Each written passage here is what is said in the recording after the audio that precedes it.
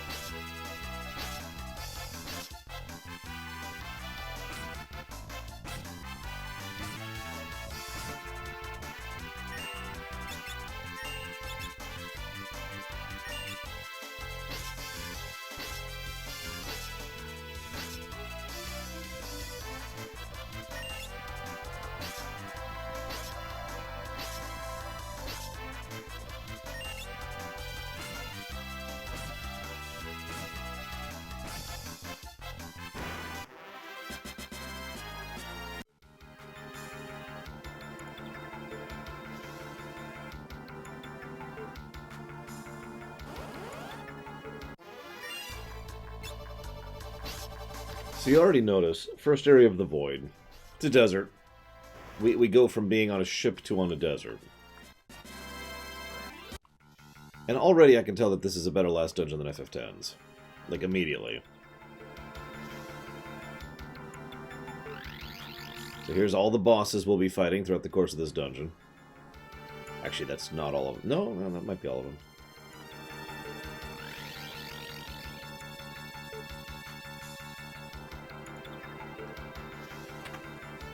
So, I hate to gush, but this is exactly what FF10 did wrong. FF10 was like weird for weird's sake, right?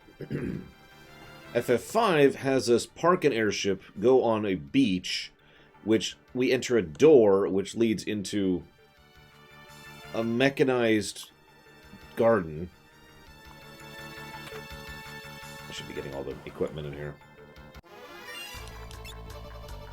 By the way, I hope you're not tired of seeing rapid fire, because that's going to be a lot of our strategy in here.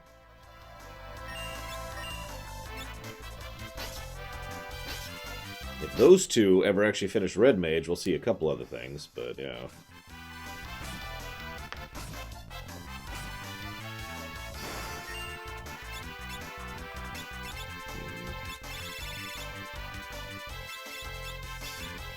Eh.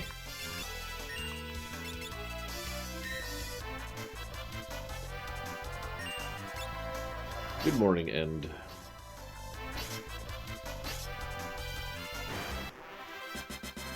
So I'm admittedly ignorant. Which ones were inspired by D&D, Leander?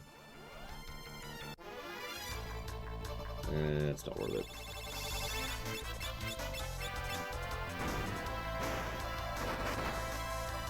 It's definitely not worth it. Hey, Flavosaurus.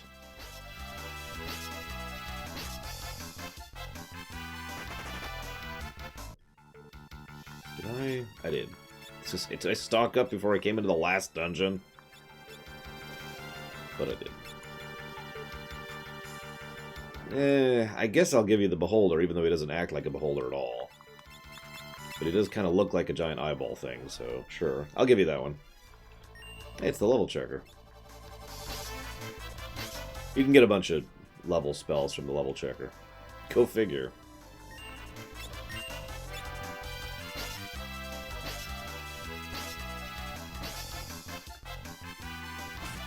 Dang it, stop attacking the guy in the back. I know it's random, but you're stupid.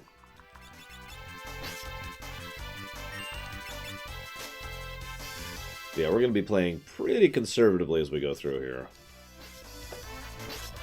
Oh yeah, I meant to mention this. So I spent some time this morning looking over all the positives, and I decided to kind of weed through them bit by bit and see what we ended up with. So,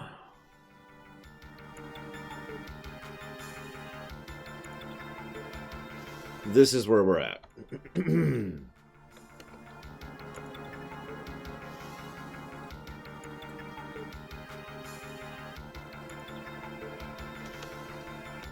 Now, one of those is technically penciled in, but that's because I just need to know if I need to add an anecdote to it or not. Or like an asterisk, excuse me, not an anecdote. The other A word.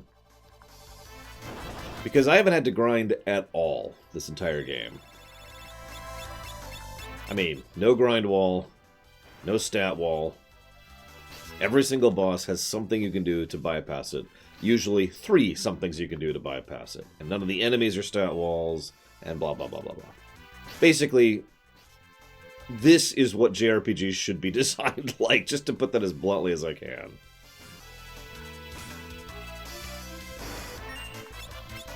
Yeah, we're not even that high level. We're like 30-something. We might be 40 by the time we finish this place. Now, that might cause us issues when we get into Neo X Death. Because Neo X Death is mean. Not as mean as Sonoshi. Oh, I'm sorry, we are low 30s. Oh, geez, we might not even hit 40s. Basically, yeah, Dakota. Like I said, this... Like, I've always kind of mentally assumed this, but replaying this has really shown me how well designed this game is, especially really digging through it. Like, this is nuts. Thank you very much, Sonoshi. Very much appreciated as always, sir. Thank you. And I'll put that towards Dragon Age Origins. There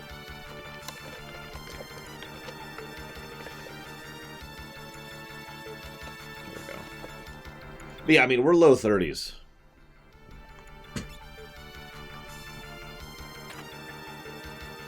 Enough said, you know.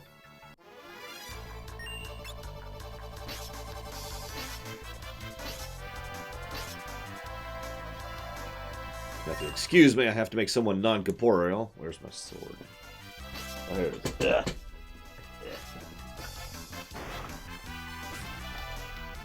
Ah, never mind.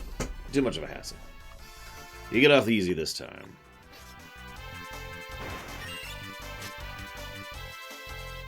Like, the funny thing is, I'm not particularly overpowered. I know it looks like I am, but I'm really not. If I actually spent the time to go and sit and grind for a while, like, say, hour, maybe hour and a half, because I know where to grind, yeah, I would be absolutely destroying everything's face, in the face. But I'm not. Oh, I should turn this off. There we go. So whoever it was that wanted this game to score better than FF10-2, yeah, I think it's officially a better game than 10-2.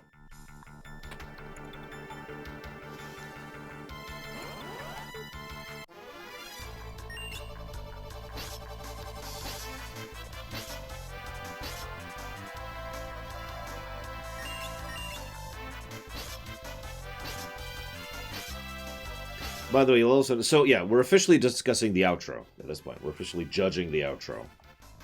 So, we need to be extra critical, as usual. You will notice, first thing, the encounters here are not overly horrible. And the encounters at the beginning not only are not horrible, but actually give pretty decent gold and APBP. And, I guess, experience. I haven't been looking at the experience they give. But 7 per battle is not exactly bad.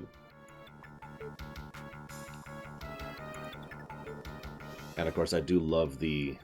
I love the way they portray the Void as just being chunks of different parts of the world kind of slotted in.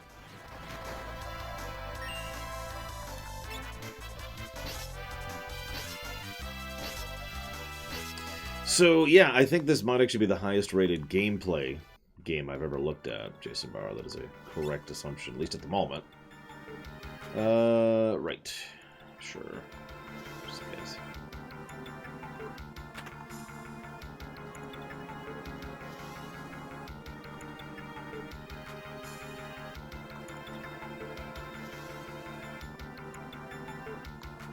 One thing that could improve the last dungeon, I'll go ahead and nitpick this right now, is I kind of wish that the music of the last dungeon was overriding the battle music. It's a good song, and it would suit the tone.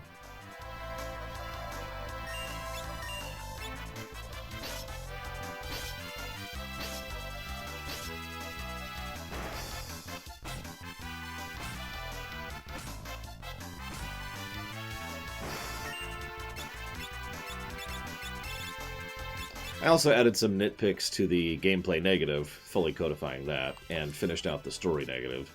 The one story negative we have.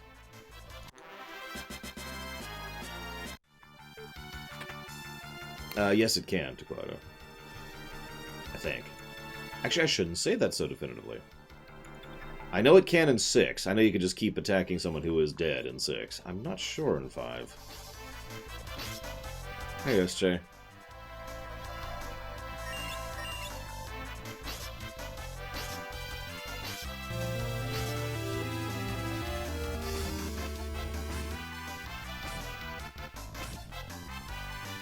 That is the big downside from using rapid fire, though.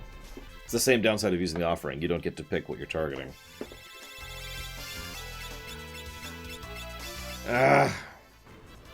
Well, that's an interesting thing to happen.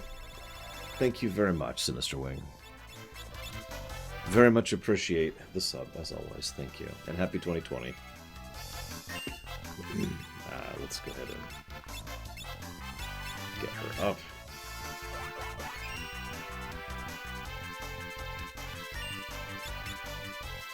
If you give me a minute. Okay, now I will write it down.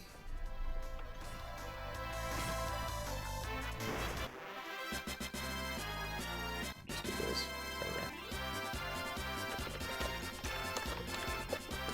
For Pathologic 2. You got it. Thank you again. Yes, Estes Flakes, we are in the final dungeon of 5. Which, between this and the ending, will probably take pretty much all of our first half of today. That would be awesome, Leander. I like that idea. I mean, we've already heard some good remakes of this song over the years. FF14, excuse me. Hi, Mr. Nuclear.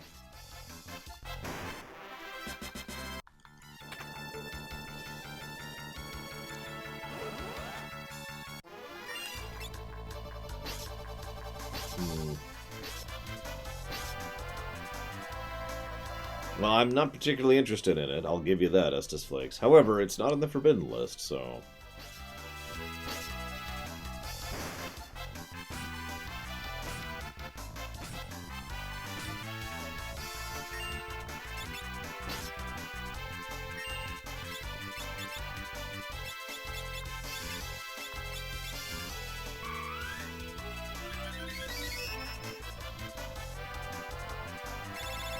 But I haven't done any leveling, SJ. Oh, for God's sakes.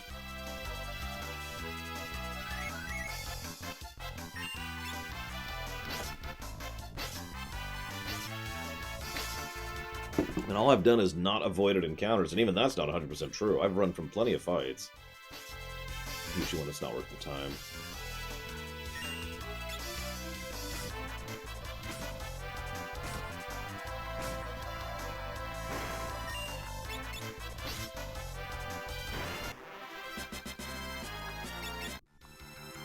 I am amused that the Death Dealers drop Phoenix Downs, as a matter of course.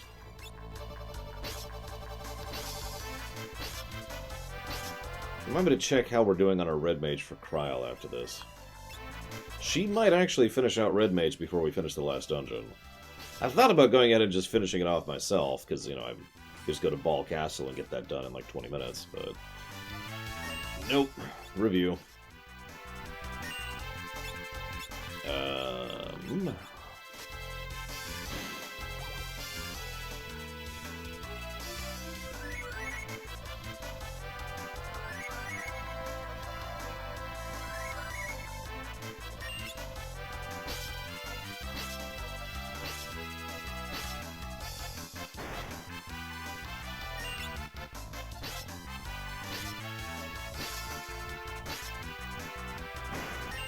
Yeah, at this point, Bartz and Ferris are pretty much locked in.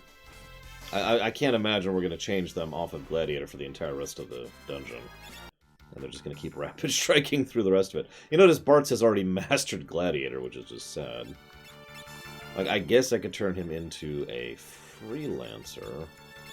But I'm not sure what the point of that is. Actually, hang on. So he should have the stats of a Gladiator. Because he's mastered it. So let's see what we got here. Let's see what he does with rapid fire and, considering what he is,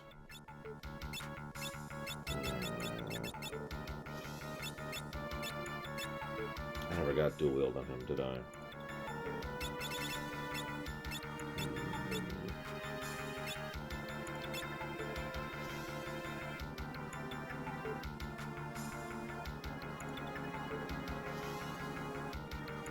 You got this, Mr. Red. He doesn't have this. Let's play around a little bit. Let's see what kind of damage we can do here. So now he has the bone mail. Oh, he can equip the ribbon as Freelancer. As the only one who can equip the ribbon, I'm just going to put the ribbon on him.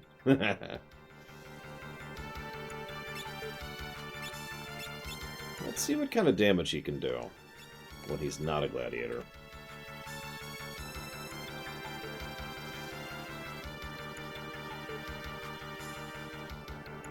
So now we're in the village, the Phantom Village, except now it's frozen.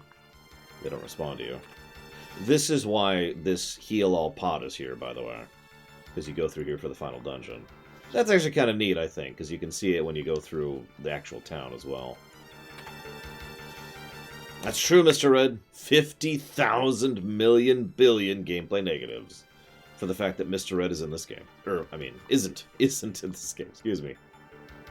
I mean, so far my own rating seems to be agreeing with you, Mike. I figured 10-2 would give this some competition, but obviously I was frickin' wrong. I guess I can't do that this time around, can I? I mean, I think 10-2 was a net plus 11 to gameplay, so it's as close as we're getting. I doubt 6 is going to get anywhere near this many. And I know 9 isn't. Ah, Leander's right. You can actually master Freelancer. That's true. So is it here? Trying to remember where I'm going. Ah, that's right. I'm going here. I think.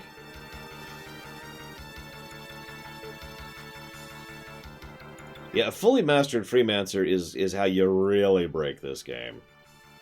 Like, no really style.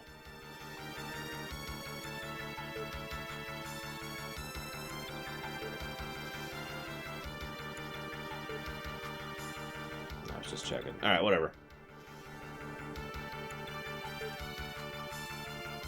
I will fully admit, I am legitimately surprised how many positives this one has gotten. I wasn't actually expecting that. Okay, I'm gonna proc another battle really quick. By the way, notice we get no encounters in the Phantom Village. Because I just want to see what Leander can... wow. What Bartz can do with the Freelancer setup. Oh, come on!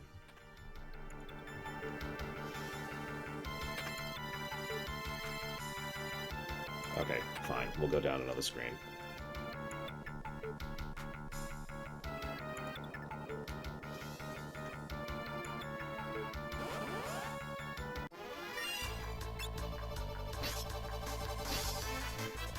So I know what damage he was doing with the spear, so let's rapid fire.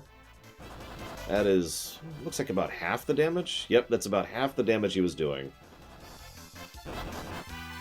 But he's attacking twice as much.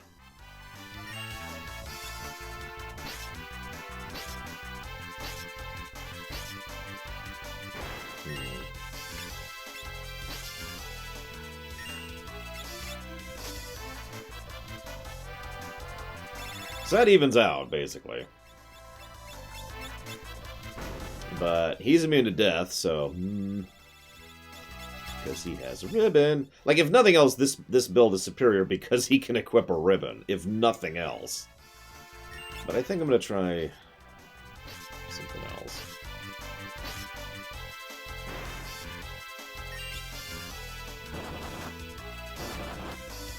I think this is technically a little bit more damage, and given more chances to crit, it will average out to be more damage.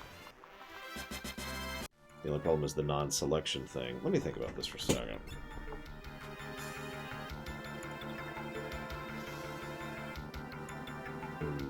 How far is he from... Like, I can think of some interface improvements this game could use. Like, for example, it'd be neat to have, like, an indicator of how far they are mastered, like, just on this screen right here. Like, I could glance at Monk, and even though I know it says level 4, 10 of 100, it'd be nice to see if it was, like, you know, like 4 slots of 6 filled over his head or something like that. Like a bar filling out. And then, of course, the stars if they're fully mastered. You know, just little details, little touches like that would be nice. I'm gonna look something up really quick. Sorry. Sorry. Don't hate me. I mean, you can hate me if you want to.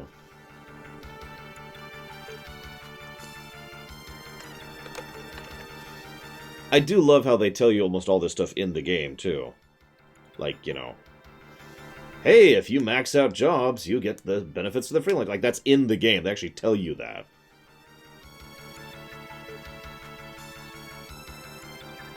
That's what I'm thinking, Leander.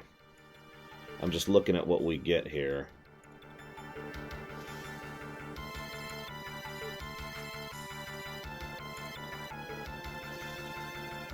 Okay, so we actually have maxed strength from the Gladiator. However, if we max out Monk, we'll have maxed out stamina, too. Because if you want to max out your stats, just your base stats on Freelancer, you want to max out Monk or Gladiator, Thief, Monk, and then Summoner or Oracle. And that'll max out your strength, agility, stamina, and magic. So our strength is maxed. I think that's as much damage as we're doing there. However, a fully maxed out Monk will give us barehanded without us having to equip it. And counter. And that'll increase our HP, too. This is how Monk is useful endgame, by the way. I know I mentioned that like 3 days ago. How Monk is actually useful endgame. That's how Monk is useful endgame. They get like triple HP bonuses and just all sorts of nuts stuff like that. And really high defenses. Apparently, if you master Cannoneer, you get permanent X-Buff. If you master Gladiator, you get permanent long range. Oh my god, which means he has long range. I mean, think about it, Dakota. Although I suppose that's not a fair assessment, since off the top of my head I can think of 3 FF games that have good jobs that are still useful at endgame, so ignore me. What am I thinking of then? Because usually when I think of jobs that are useful at endgame, or excuse me, not useful at endgame, I'm like, oh yeah, that's the norm. But now I suddenly can't think of an example of that off the top of my head. Ogre Battle, maybe? Because there's certain jobs that just get completely supplanted by their upgrade versions. I don't know. Anyways, if you completely max up Oracle, you get ABP up permanently. And a whole bunch of other wonderful stuff.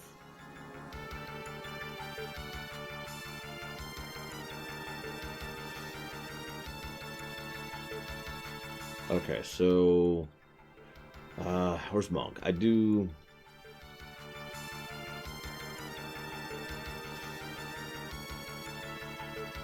That's actually funny, Dakota. I believe you. I don't know Tactics Ogre as well as you do.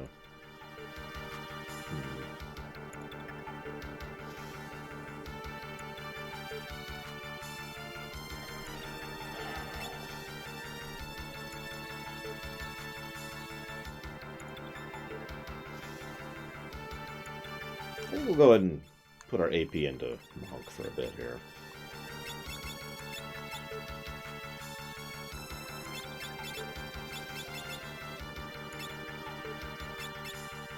Yeah.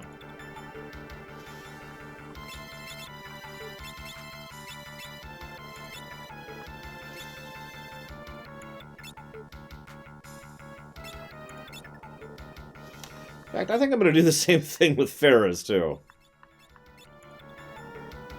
Just kind of commit to this idea here.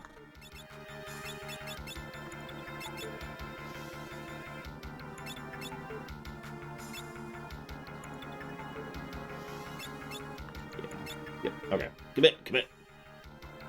Get some last minute leveling in, because why not? I mean, in all honesty, Neo X Death is no joke. I'm legitimately worried about Neo Exdeath. As with FF10, where we gave a plus for no grind up to the end of the game, that might be how this ends up here, because... yeah.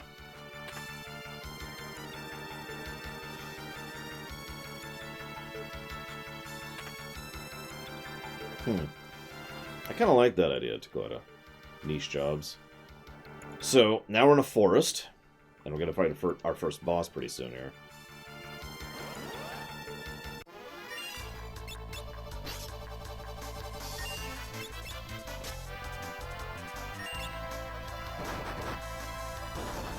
Oh yeah, did I mention monks have a high crit chance? This just adds to the damage output they can do.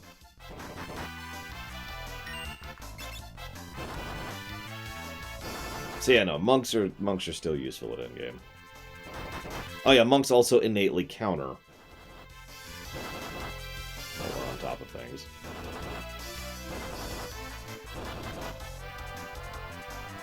I'm astonished nothing is dead yet.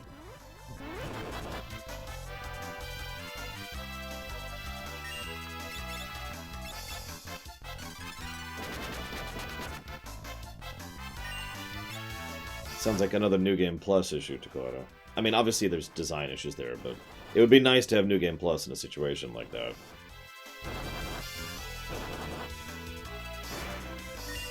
This is when you say, oh, TO has New Game Plus, which I go...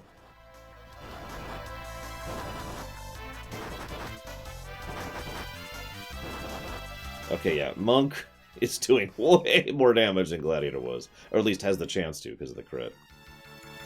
What's it carry forward in the PSP version? If you say everything, you will make my day, sir.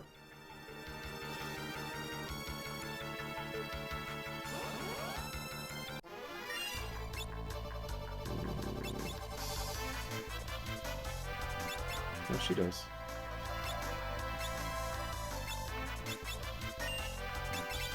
So since we're treating battles as if they're real... a PSP is something that we might be able to play on the PS5. That's what a PSP is. Hi, Dean Badine.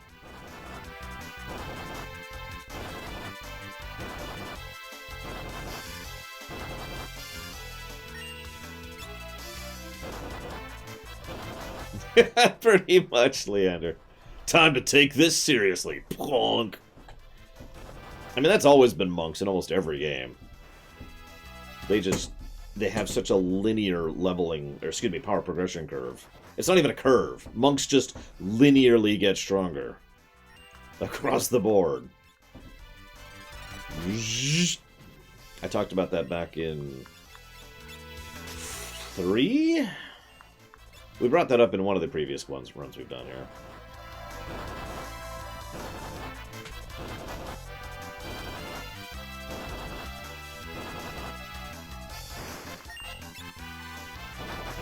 But yeah, I don't know. We'll learn more about the PS5 going forward. Like right now, to my knowledge, the whole reverse compatibility thing hasn't been 100% confirmed. Mr. Nuclear, if you type in !review, or !ratings, or !positives, or !negatives, or like I think 12 other commands, or if you just scroll down a bit, you can see the link to the document. We have many ways to get that document to people, and that's why. Not worth the time. Not worth the time, please. And that's why that's not worth the time.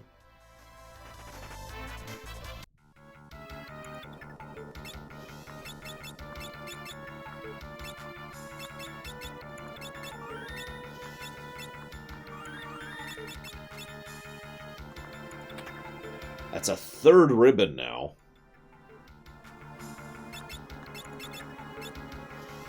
No, that's only the third back attack I've had in here so far. Hello, Dream Whisperer. Alright, boss time. This isn't the boss. Boss time, fungus!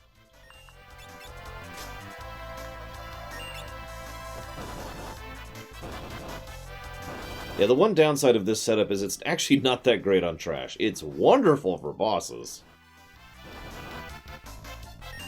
That's the idea, Leander. That's the idea. Thankfully, we get lots of job points in here, so we might actually max out Monk before we start getting to the hard bosses. If I get to Twintania and they haven't finished out Monk, I'm just going to switch him to Freelancer. Because Twintania is no joke.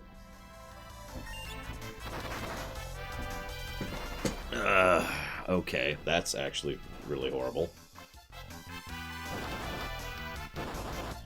But while we're here, let's see. So we're about to fight the weird, bloated boss, which is a boss in FF14. Callistoferia, that's it. Not that I know that.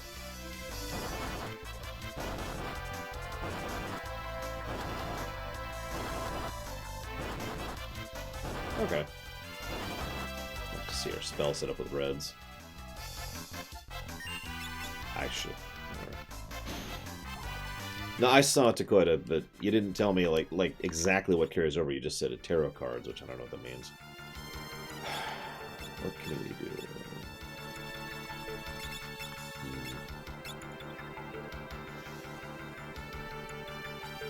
We're only 140 job points away from Kryl being a super mage. And closer to 400 from Lena being a super mage.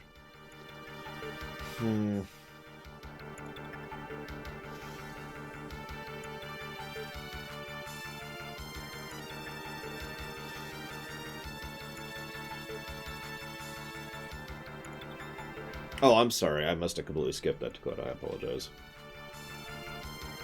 Woo. Everything carrying forward is awesome. I'd still rather have the choice, you know, in an ideal world.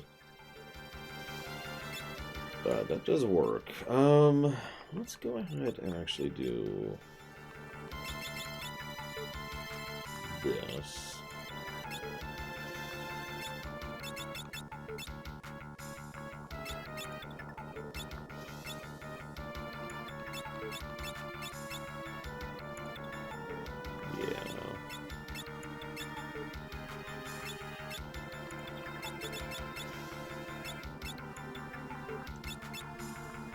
Okay, boss time. Callistoferia. She looks like she'd be alright, you know, not too weird or... Oh, God!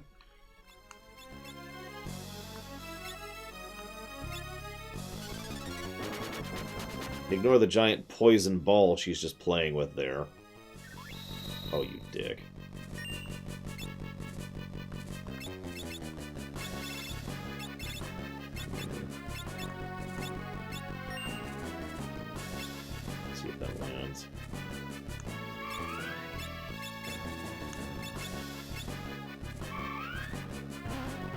There we go. Alright, beat the crap out of her.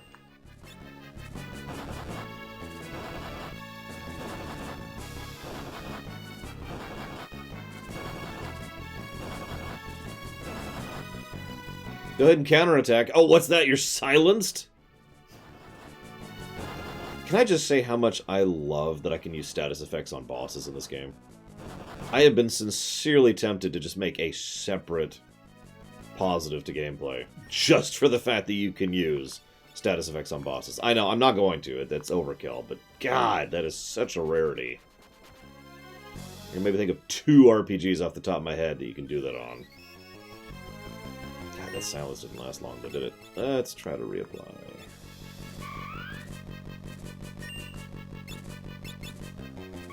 This is actually how they balance that, by the way. So there's a status effect. It's a hidden status effect called Heavy. What it does is it reduces the duration of status effects on a boss. And yeah, she checks for whether or not you're reflected. And if you are not reflected, she will reflect you. And she'll have this whole counterattack thing, which I'm bypassing with the silence trick.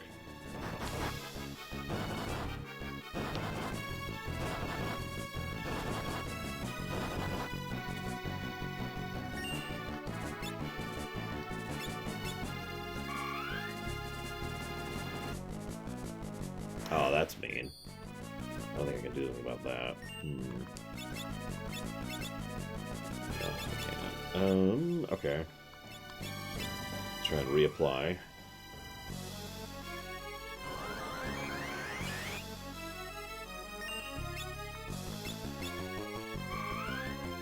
There we go. What status effects can you do in Dragon Age? I mean, I can't. I'm sure there are some. I just can't think of any off the top of my head.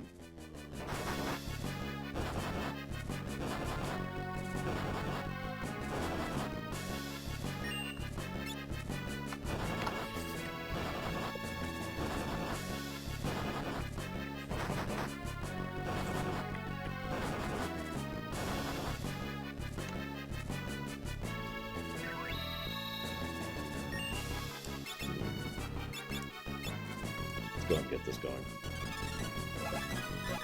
Oh, crap! I didn't think Big Guard would be reflected. Well, shoot. She's already protected, so it doesn't mean much.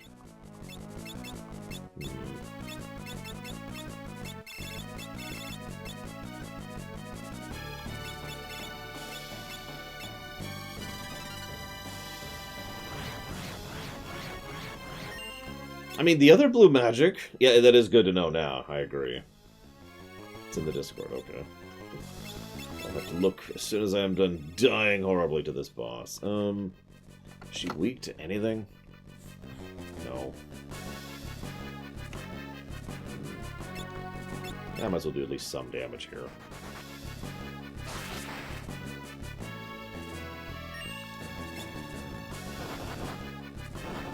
800 damage at a time. Good news is she doesn't have that much HP. It's not like the 40,000 or 60,000 bosses we've been fighting lately. Oh god, Leander, yeah, that would be incredibly unfun. That would be a reset, is what that would be.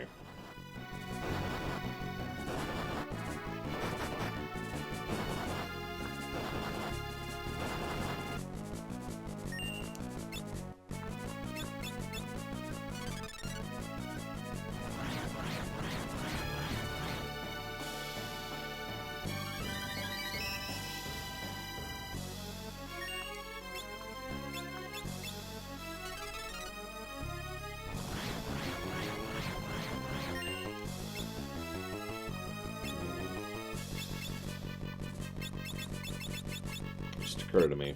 Spells have a better chance of actually landing when they're reflected, so...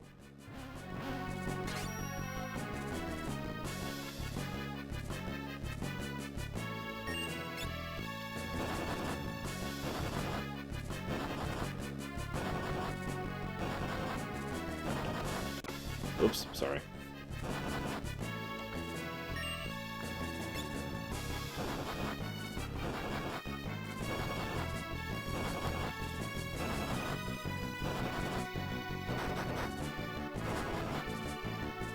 There we go. One down, like 8 to go.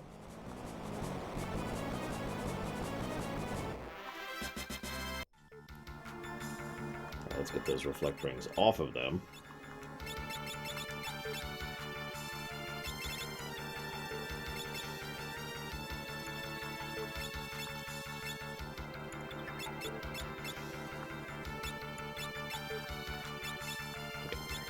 Checking. Yep, okay.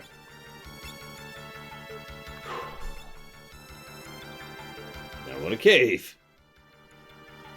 I never finished talking about this, but basically I love the disjunctioned nature of the void, because it makes perfect sense in this case. And it's, in my opinion, well presented. You know, the whole idea of, you know, the bits and pieces of the world that have ended up here kind of mashed together. That's exactly what we're supposed to be seeing. Especially since what we're doing is literally crossing dimensional barriers as we go.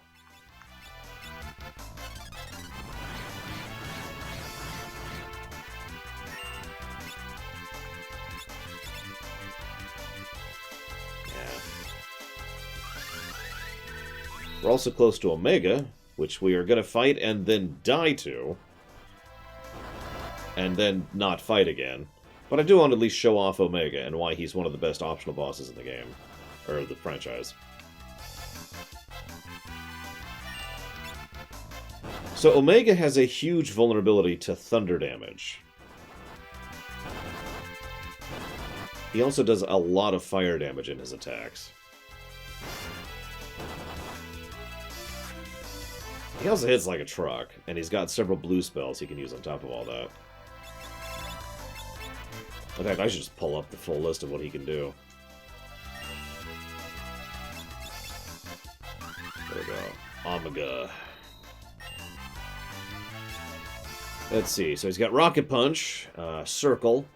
Rocket Punch halves your HP and inflicts Confuse. And you can use it twice in a row. Circle basically kills someone. It's basically an X zone kind of a thing. He has Reflect status up by default, and he has Atomic Ray and Flamethrower, which is his fire stuff. He also has Earthquake attack, and a few other things he can do. He can also sap the party. But he doesn't have that much HP. Not really. He has 55,000 HP. If you're paying attention, we've already fought things with more HP than that. And, like I said, he is substantially weak to lightning. One of the most common strategies I know, if you can actually see Omega down there, is to Thundaga Spellblade Rapid Fire. Hey, a second Coral Ring, which we're not going to equip right now.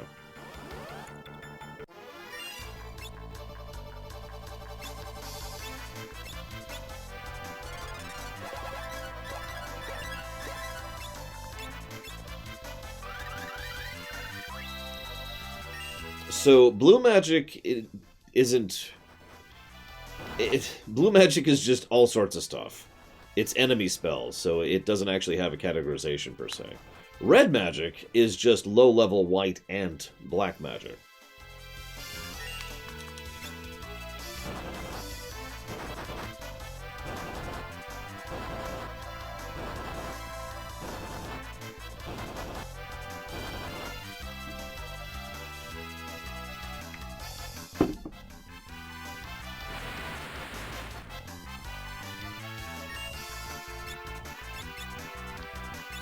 Yeah, basically, Blue Magic can just do whatever they decide it does. So there's some really neat stuff you can do with Blue Magic. Like the fact that we're floating, protected, and shelled right now is Blue Magic, as well as the heal I just did is Blue Magic. However, I also can do air damage with Blue Magic, I can do fire damage with Blue Magic, I can do water damage with Blue Magic. I can do math damage with Blue Magic. Etc., etc.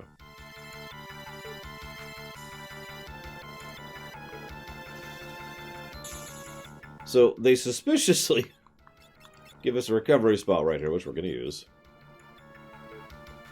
Right before Omega.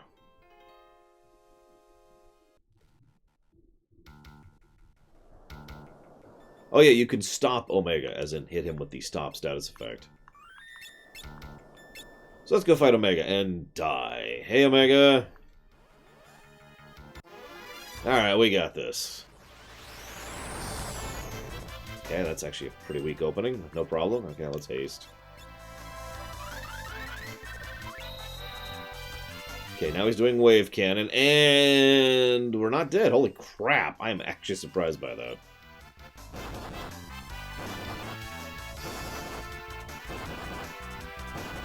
You can also use Calm, which is a Beastmaster ability on Omega.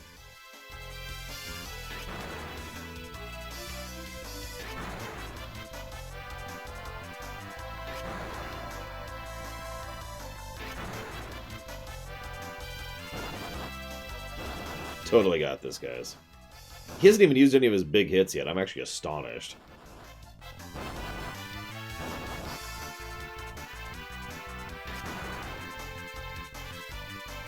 Although this is a wipe, if you're paying any kind of attention at all here.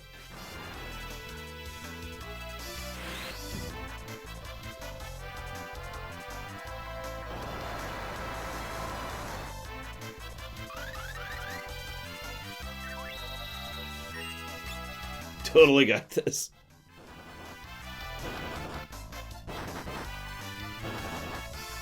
I've probably done about 1/10 of his health and damage. That's more than I thought I would do.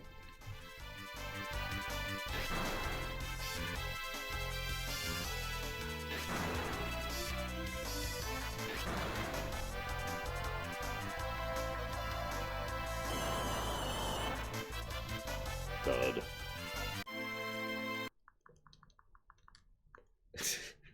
So in lore, Omega was a ridiculously powerful device that the Ronkins built. Or no. Yeah, no, it's the Ronkins. It's wrong. I'm right.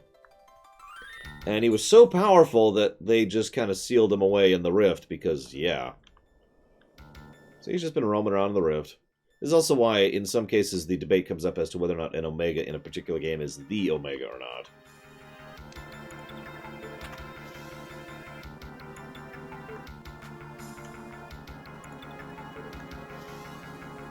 The secret of Giga Flare. When storing power for this magic, you become utterly defenseless for a moment. Casters beware. The roiling skies let loose a vile beast without a soul. Omega was its name. The dragon Shinryu came upon its heels. Not even the legendary weapons 12 were able to subdue these evil beasts. Inside the rift, the demons were interred. So should they stay until forever's end. Their names stay unspoken forevermore.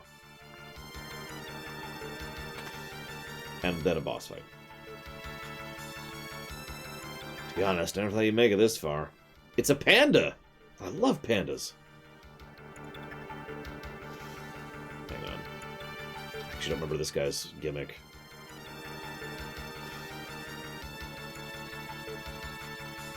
Let's see. Oh, this guy. Okay, yeah.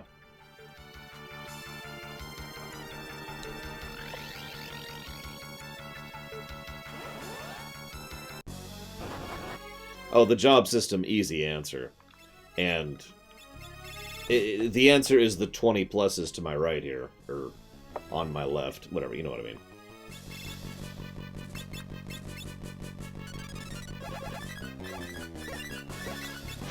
The option and ability to completely customize my build, loadout, playstyle, the replay value. You know, just there's so many benefits to a good job system, I don't even know where to start. Basically, a good job system is... Ironically, it's on the homogenization side of things, because there's no real difference between Bartz, Ferris, Kryl, and Lena. Like, I could swap them interchangeably as much as I want. However, the actual value of the system is thus in the jobs themselves, in the combinations. What I like to call Magic the Gathering gameplay. Because I can play with builds. I can set up specific combos or styles, or however the heck I want to do it.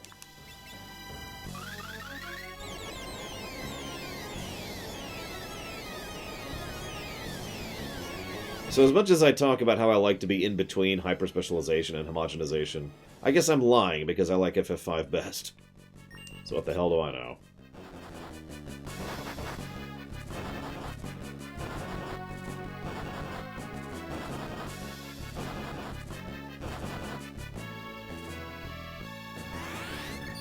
Attack doesn't stack, dummy.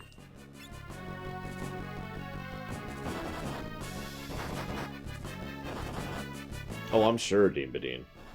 I wouldn't be surprised if the reason they did so much asset reuse in Final Fantasy X-2 is because they had to develop a different appearance for each of the three main characters for each frickin' job.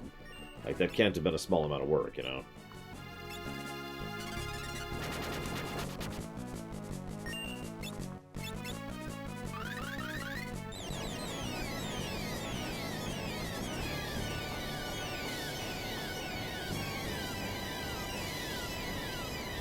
Hey, Cashel. Good morning. So that's boss 2 down? I think up to 2.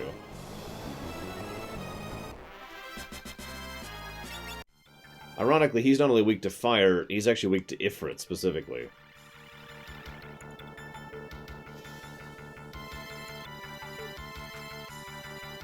Oh, right.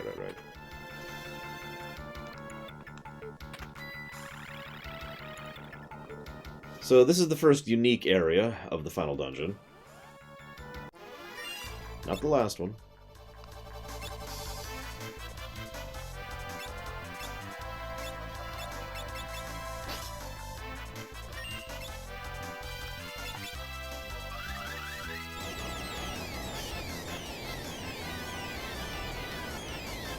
Listen, reality was made to be broken, okay, Braven? It's not my fault. I didn't make the rules. I just broke them. Actually, I was thinking the same thing, Leander. I don't remember if we talked about that during the lore run. But yeah, this is probably what's left of Ronka. And I do stress that, what's left of it.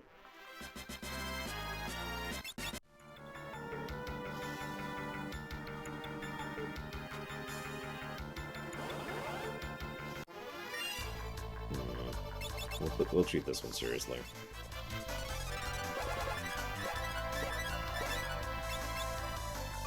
What's a good example of that Diesel Edge, if you don't mind my asking?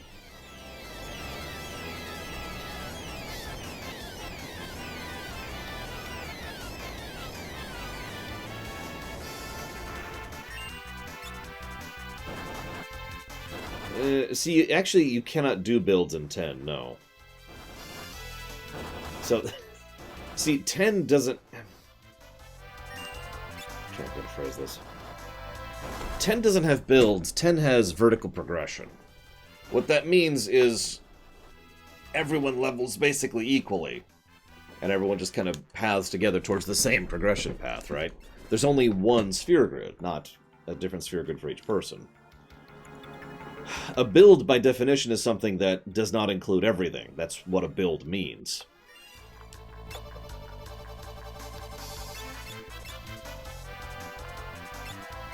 To use a more modern example, the Division 2 does not have builds. I know it says classes, but that doesn't really matter, and everyone will get every ability by the end of the game. And that's 10, you know? That's why I say I prefer the build style of format, where you can actually set something up to be, you know, this, and that.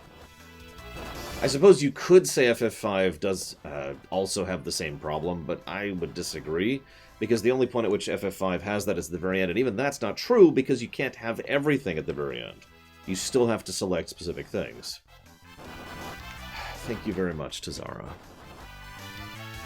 As always, appreciate the support. And you know the question. Or maybe it's Dakota's choice. Either way, let me know. So, like, for example... God, the encounter rate. For example, let's say we decided to max out absolutely everything, and we got to the end of the game, and we decided to make everyone a mime. Everyone still doesn't have the exact same build and setup and loadout, because you only have the 3 slots to work with. So you have to decide who gets what and where.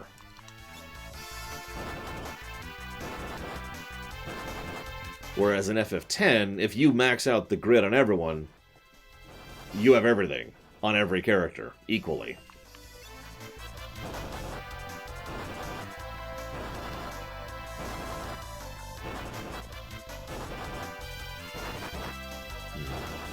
Yeah, PoE 2 did a good job of that, I will agree. Good game.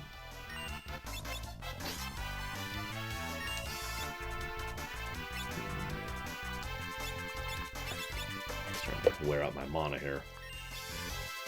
I need to be leaning on rapid fire more often.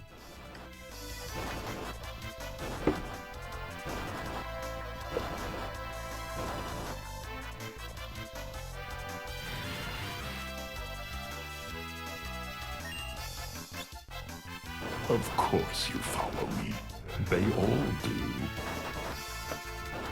Now, FF6 doesn't really have builds in the same sense that FF5 does. What FF6 has is substantial variance from character to character. Different equipment they can equip, and different, like, secondary ability they get of varying usefulness. And different innate stats, which substantially change how they are built. So 6 doesn't quite have the build thing that 5 has going. In fact, I'm not sure many of the FFs have the build thing going for them like 5 do. Other than 10-2. Thank you very, very much, Vigilant. Appreciate as ever, sir.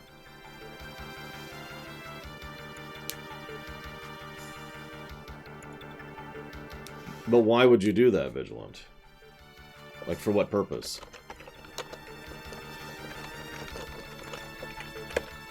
And I've got that down for Empire at War.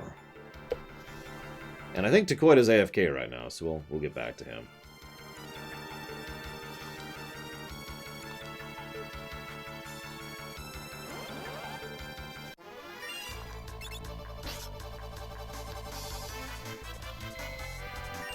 Really?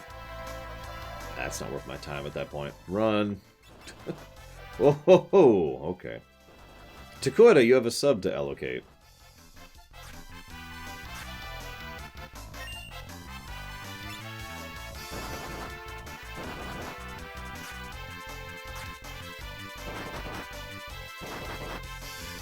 Bloody Palace, you got it.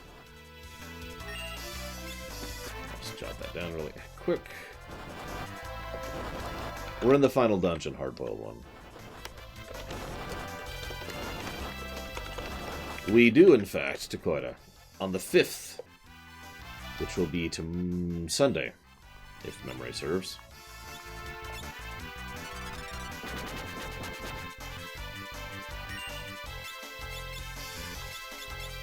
But he decided to piss me off and make himself basically immune to physical attacks, so we're just going to fling some meteors at him.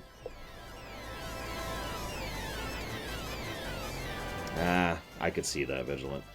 Not spoiling or talking about it, but yeah, you could tell they were just racing to the finish line.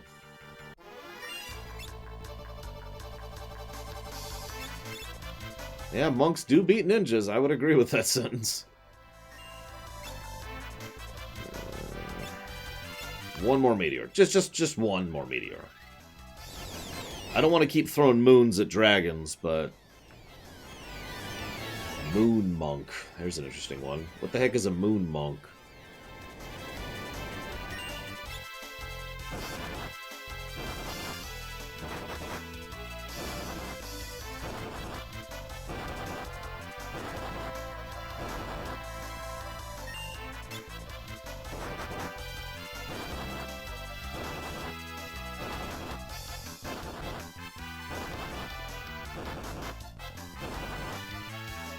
Oh god, a blue monk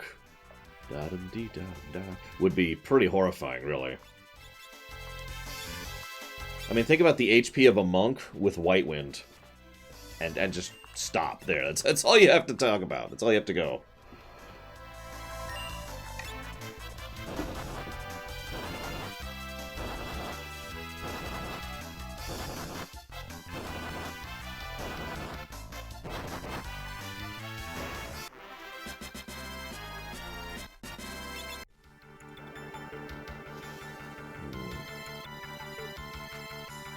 $60 ABP, and we'll have our first Super Mage.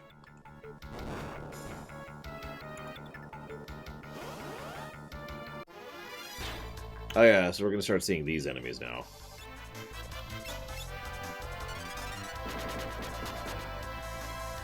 Oh god, a Mega Man monk kind of a thing? That's actually a cool idea.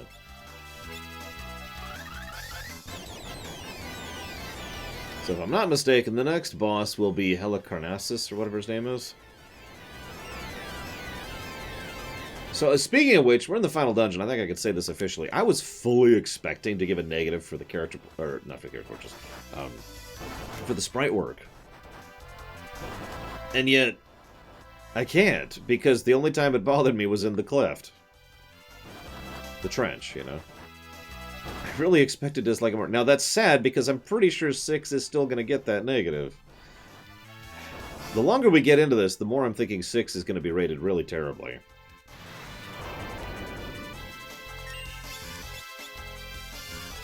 Oh no, I'm down to 6 HP, and I'm back up. Cool.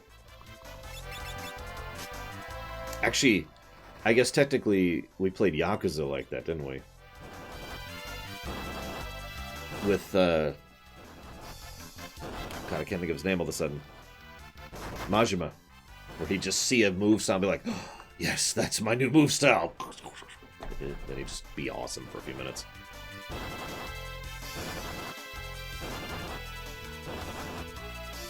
Oh yeah, no. Like, FF5 has decent sprite work. Decent.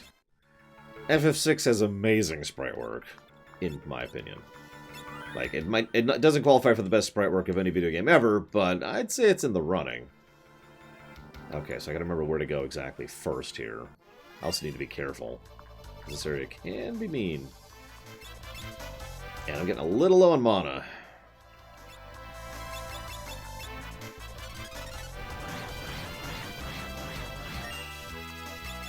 Hello, Pave Maniac. Yep, we're in the Dimensional Rift, or however you want to call it.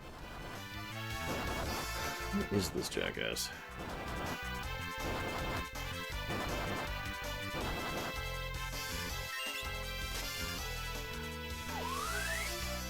There it is, Helicarnassus. which is apparently just a straight-up woman in FF14. Good morning, Aethel. And actually a really fun fight in 14, too, while we're on the subject.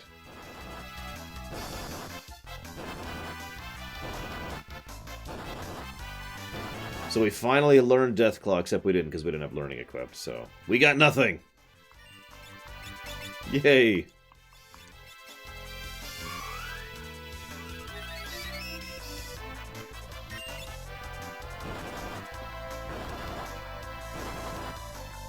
Okay, Helicarnassus is after Dementia. Catastrophe, excuse me, never mind. So we're not there yet, we're not there yet.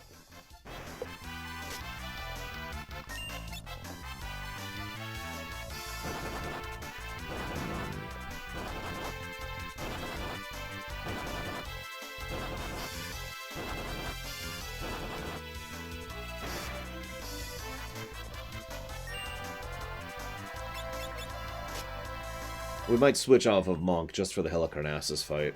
Just so we can have ribbons.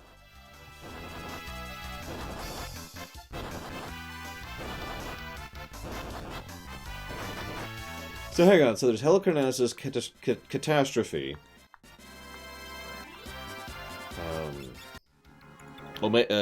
X-Death. Who's the fourth FF5 boss in 14? I actually don't remember.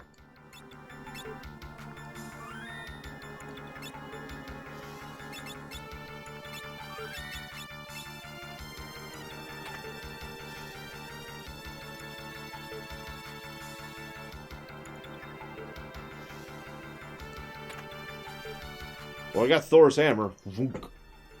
Sorry.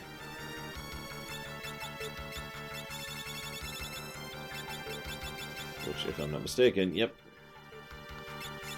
is a really good two-handed mace. So, depends on my preference, or depends on the individual game, sorry. Diesel Edge, sorry. Let me use my terminology more accurately here. So, for example, for most console games, I tend to prefer a physical copy. That's just in general. That's why I have this thing with a bunch of Switch games in it. However, for some Switch games, I prefer to have them digital. Because I like to just be able to load them without swapping out the cartridge. But in general, for console games, I prefer physical copies. Even if I just leave it in the box for, years from now. Like, in 10 years, I may not have access to some of the digital copies of Switch games I have. But I will have access to the physical copies I have. And yes, that means I bought the game twice. You can make fun. It's okay. I get it. But there are several games I have deliberately purchased twice, specifically to have a physical copy and a digital copy. Wow, that was really, really effective. Holy crap.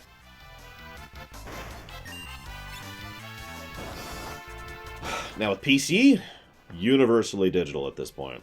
I have hard drives. I have so much hard drive storage space at this point in my life. In the dozens, if not, I think we're actually approaching the 100 terabyte range for how much space I have. Because I have, room for my show. I have to keep local recording copies of other recordings. So, yeah, a 50 gig game, okay. And I've got Google Fiber, so no issues there.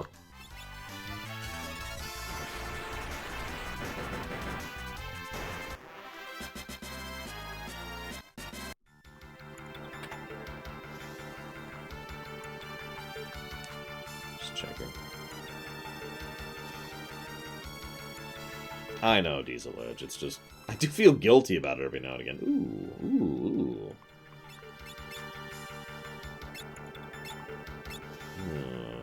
I think I'll put...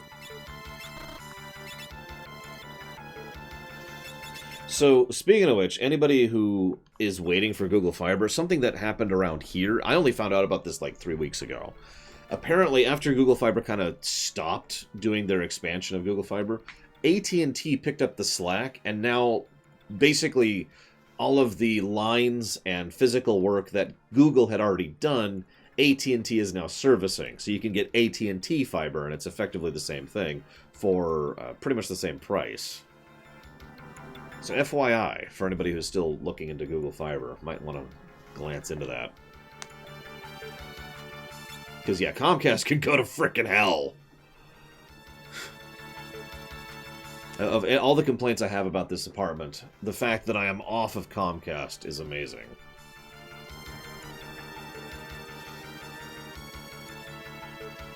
Really debating here. Yeah, I think I will. I think I will. Screw it.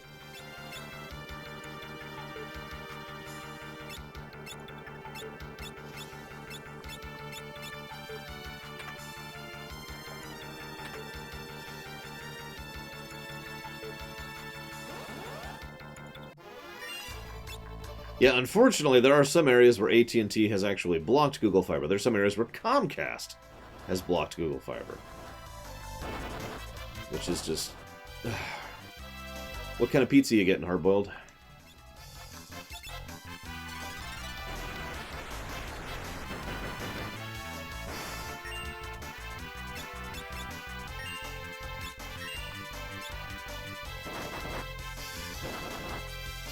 Jesus Estes.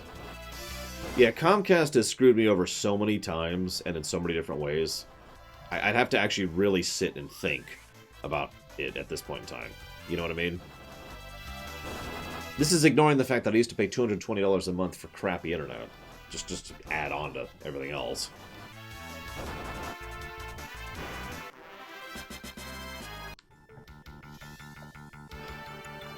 $40 more. 49. So there's Helicarnassus on the right over there. And there's Blue Magia. Okay, so this is the Blue Magia. Right now I pay $50 a month for Google Fiber. Although it's going up to $55 next month. But yeah, I get 100 up and down. It's fiber. And it cost me $50 or $55, excuse me. Again, gotta keep correcting that. So Blue Magia. I gotta decide which strategy we're using on this guy, because there are so many. He has 17 of the blue magic spells in the game, and he has a unique script which allows him to learn a blue magic spell if you use it on him. If you use it on him, he will then use it on you. The quickest and easiest way to kill this guy is to use self-destruct on him. Unfortunately, I don't think I have self-destruct. Let me double check that.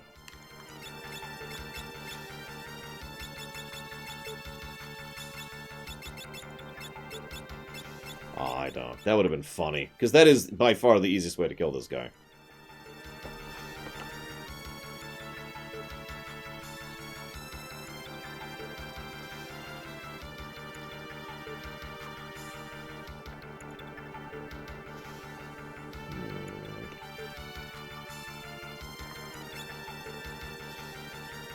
Eight. Okay, we can do it. Let's go ahead and get some ethers on her. He cannot be controlled. He cannot be contained. Understand this as you die. Sorry.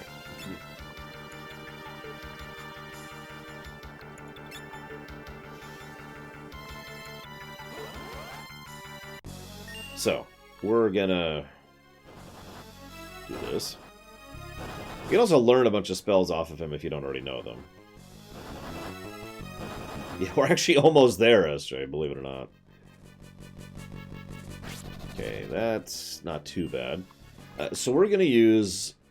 yeah, we're going to use level 3 Flare on him. Which he is a multiple of 3. He now learns level 3 Flare. He immediately uses level 3 Flare, and I just checked, and none of our levels are... Yeah, so... We cast Fist! Ah!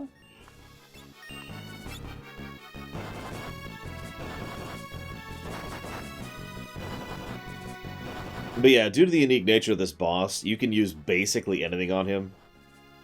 You can also get rid of his MP with Magic Hammer. You can poison him, you can slow him. There's just so much you can do to this guy.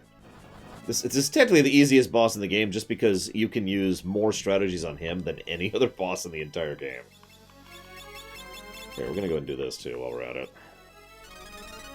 Aw, it didn't land. Ah, well. Have a meteor to the face instead. Now, so this is actually funny. So you notice he does have a very high magic defense. Go figure. Doesn't have much physical defense.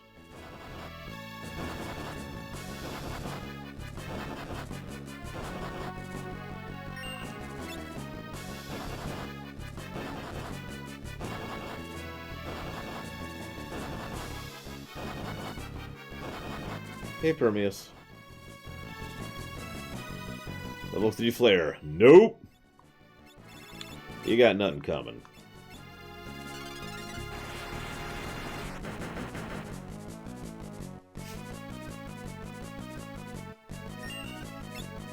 I'm not gonna waste my mana with that. And dead.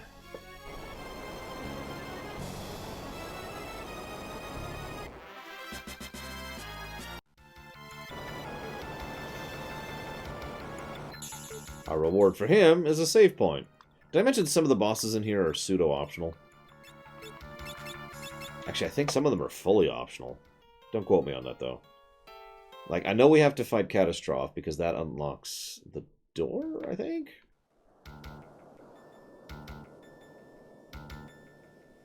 Actually, now that I think about it, I think you have to kill this guy in order to unlock Catastrophe, which unlocks the door, which we then fight Helicarnassus, which is the way to go to... So, never mind. I guess this actually... Necrophobe is... I was going to say, I thought there was at least one boss in here that was optional. 20 more ABP. So, Catastrophe. Let's go ahead and get these chests first.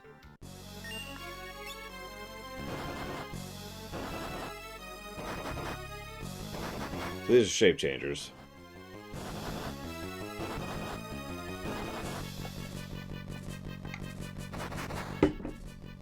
Hey, Disco Inferno. What are up? Let's just go and top off.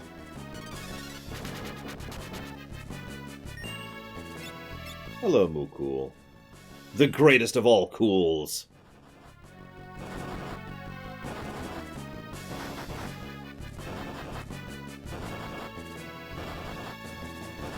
I already fought Omega and got my ass handed. Actually, I managed to do about a tenth of his... Yeah, about a tenth of his health to him. Which may not sound impressive, but honestly, at mid-30s, I am impressed that I managed to do that much damage to him before he, you know, annihilated me.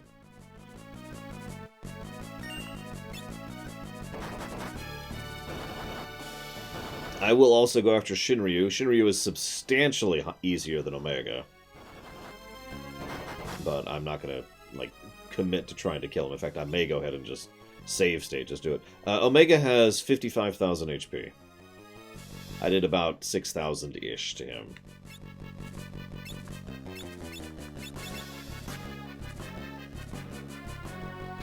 Really? Okay.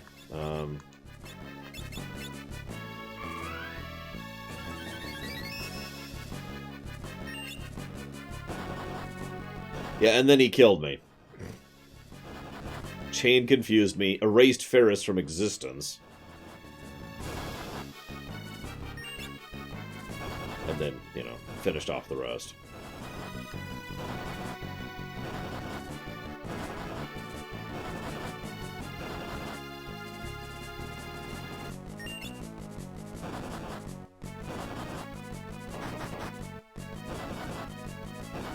In real life, no, Disco. In gaming, Let me think about that for a minute. Okay, so we actually did just get lucky.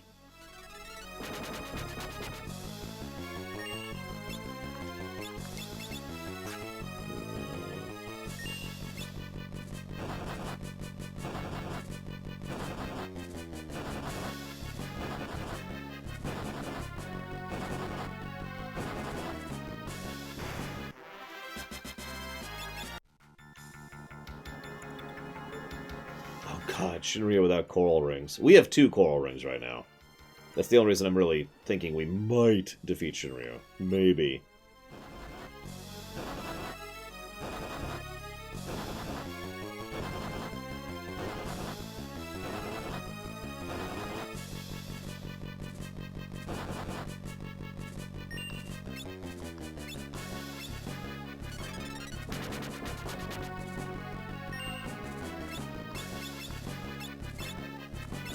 This while we're at it.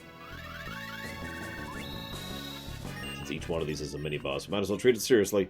I'm actually not coming up with anything, Disco. Even though I usually tend to have really high charisma on characters, usually that's not around lying. It's mostly just for, you know, trying to convince people of things. Or to be diplomatic, you know. Something I've been missing in our D&D campaigns on Thursdays.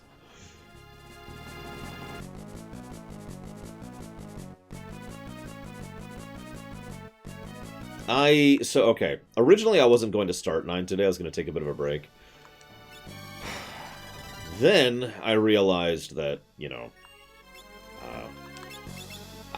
basically because of everything lining up this month, like I've got 5 events to do this month, I should probably get as much of a head start on FF9 as I can, even though that means we'll start FF9 today, and then we'll continue it on the 12th. That's still extra time put into FF9, so we are going to go ahead and start FF9 today. Try and push through the intro.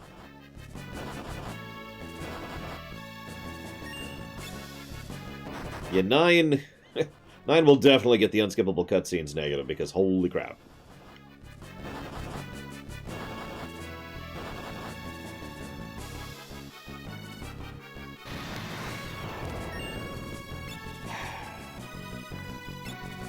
Well, Fallen Order will happen after 9 and 6, Dean Badine, so you've probably got like 2.5 weeks.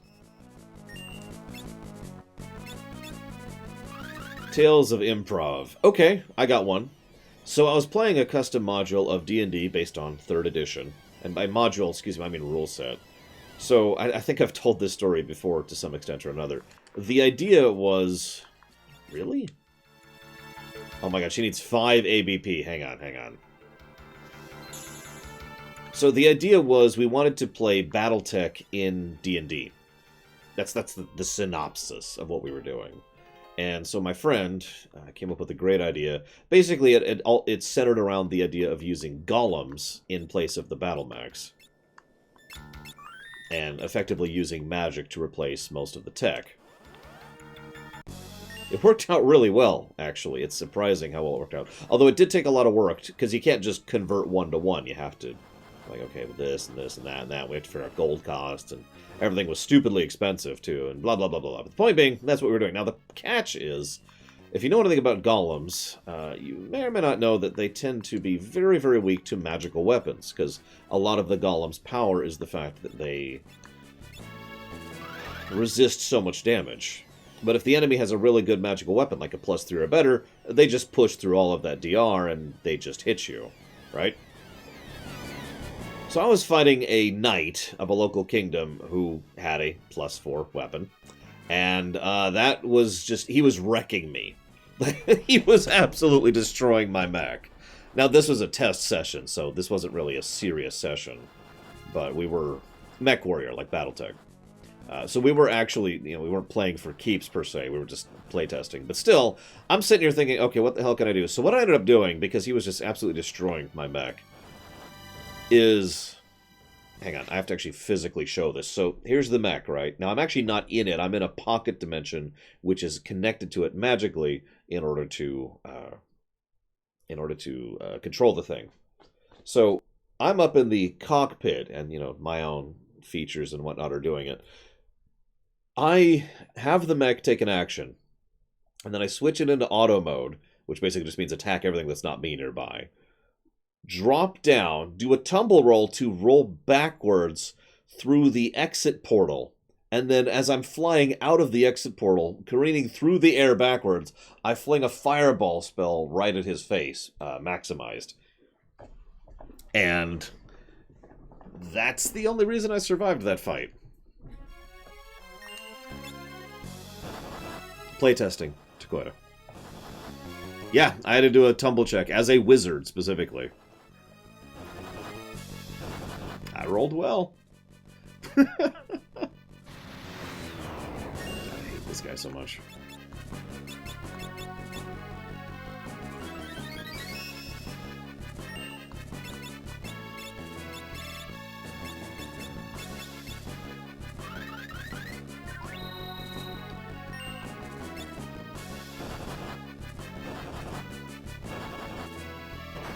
I also took a lot of damage upon landing. It's probably worth noting.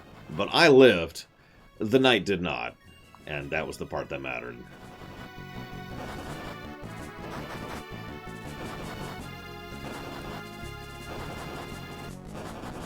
Nevertheless, the point of the playtest was clear. You know, sufficient magical weaponry just completely destroyed the mech, and that's what we were trying to figure out.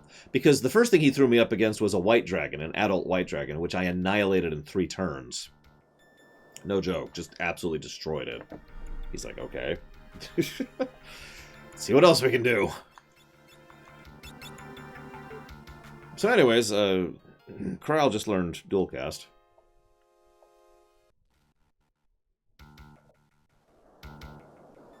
So let's turn her into her final form. A gladiator. No, a mime with dual cast, blue, and white. That's right, white.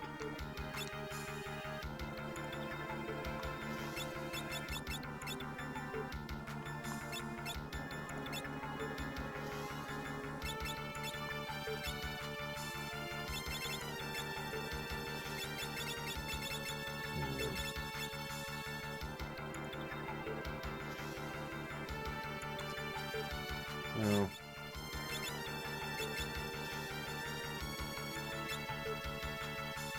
yeah, go ahead, Mukul. Ask away. And she's basically done. Like, I don't plan to do anything else with her. In about 300 APP, if I even make that, Lena will be done. And those two need about 450 minus 70, whatever that is, to be done. You know, non-grinding done. So let's go get this chest, which is red slippers. Was that worth those 3 battles? I actually don't remember.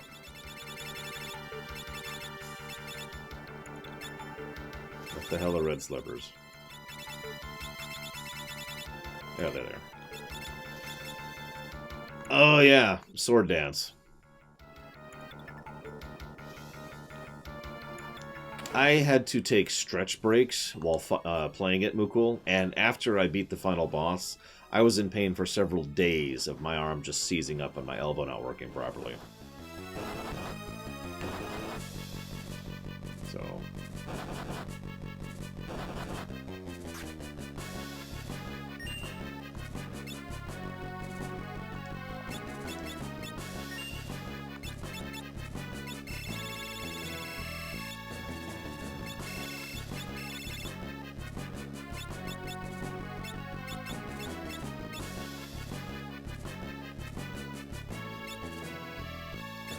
yeah, no, I was basically pushing through the pain to finish that stupid last boss, because he sucks. Oh, I forgot to... Remind me to fix her helmet.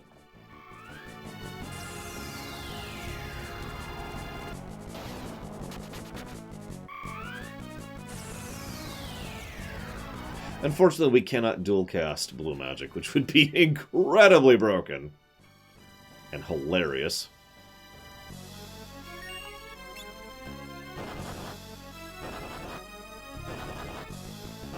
I like Dorkley's take on Fee. If you haven't seen it, Disco, you should totally look it up.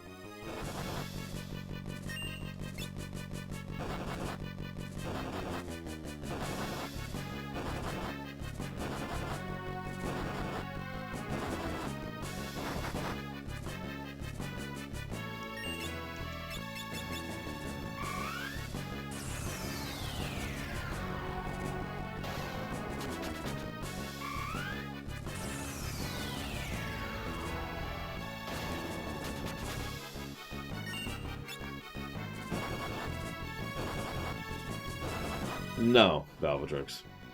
Basically, every once in a blue moon, they do an actual funny gag. And since it's only like 3 minutes per week, I don't find it hard to keep up with. I know, not exactly a ringing endorsement.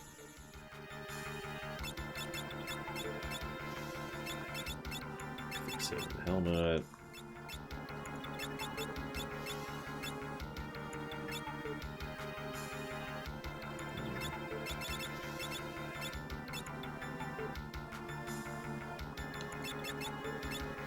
I need to test something.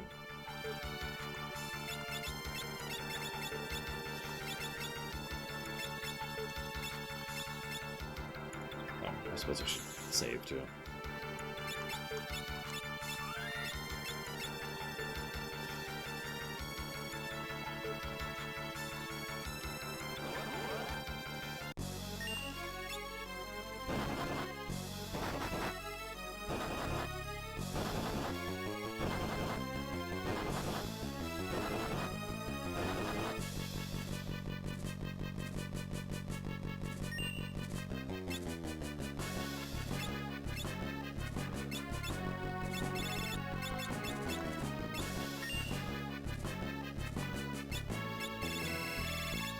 Yep, no, I can totally double cast summons. Okay, just making sure.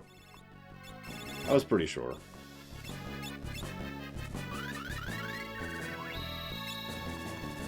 Top off.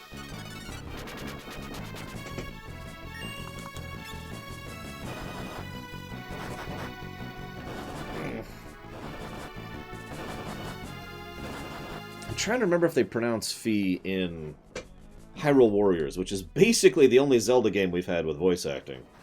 That's also where they officially called her Midna, which is when I finally gave up on trying to call her. Excuse me. Yeah, Midna, that's right. It was when I finally stopped giving up and finally gave up on calling her Midna.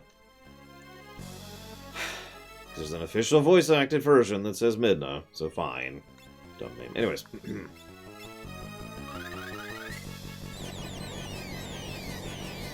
No, Hyrule Warriors was the first. Although, I'm sorry, I didn't say first. I said only, didn't I? I'm sorry.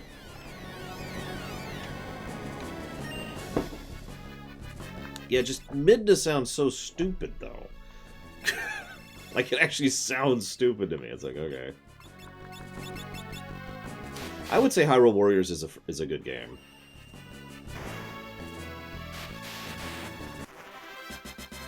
These guys are weak to that. Okay, so let's go ahead and switch back to white. There we go.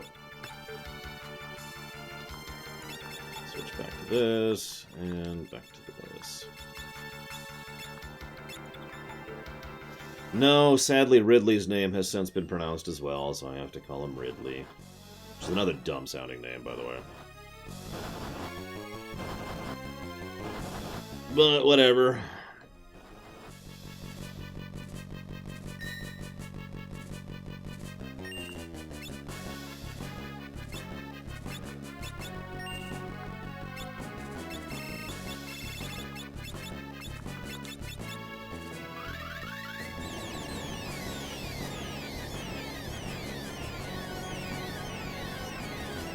I didn't find Hyrule Warriors that grindy, but then again, I only played it bit by bit.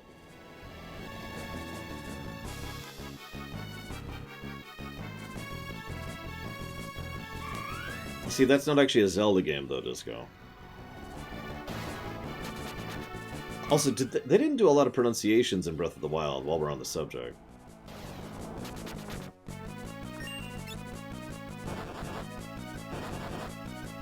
Like, I mean, Zelda, Ganon, but...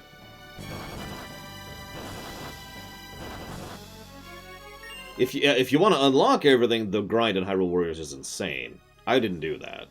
I basically just played through each map in the story mode and then the second story mode. I called that good.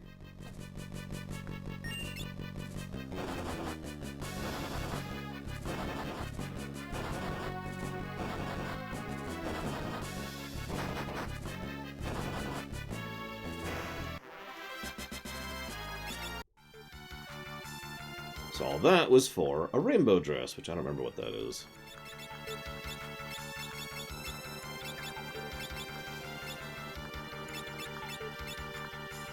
Apparently, neither does anyone else. What does rainbow dress do? Oh yeah, that's the other sword dance thing. So there's two things you can give that basically increase the chance of getting the best result out of sword dance. I actually forgot about that. Still using bone mail. It could be the Maester sword. You never know.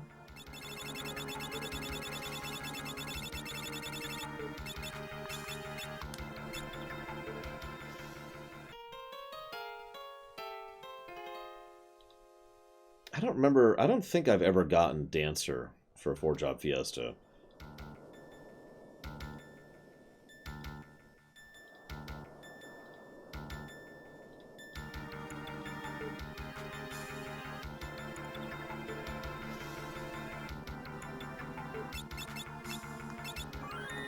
I'll tell you, of all the name pronunciations that bug me, there's only one that really just gets to me, and that's Celeste, which is just, ugh, it sounds stuttering every time I say it. Well, whatever. It is Celeste. So, boss time.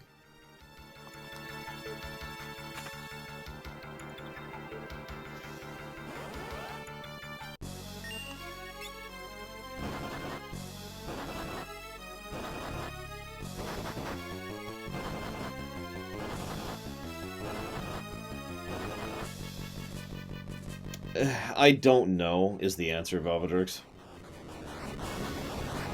Okay, so I didn't... okay.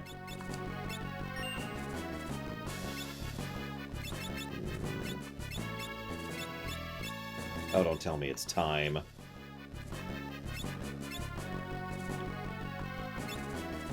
It's time, isn't it? Alright, fine, whatever.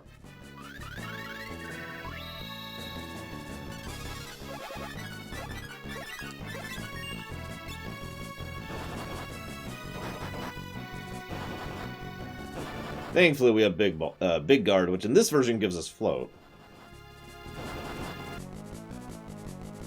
God, you're right, Dakota. Totally looks like a Displacer Beast.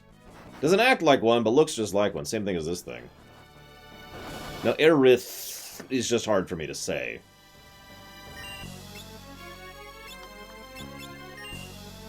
Celeste just sounds wrong. Super wrong.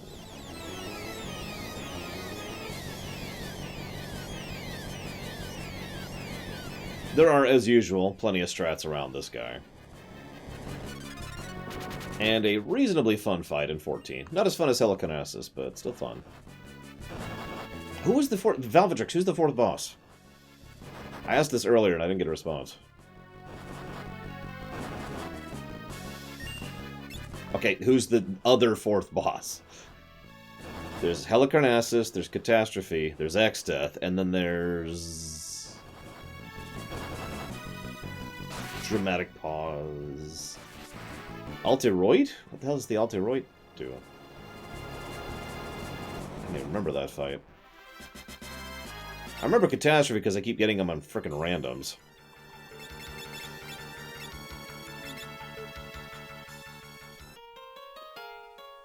And he's fun.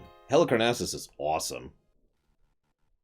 Yeah, I used to say Celis, as opposed to Celeste. But, you know, whatever, as they say.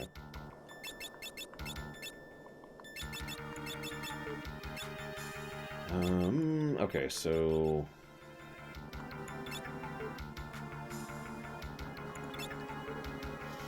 yeah, I honestly don't even remember that one. Hey, look, it's a beautiful maiden who gives us a kiss. It's neat.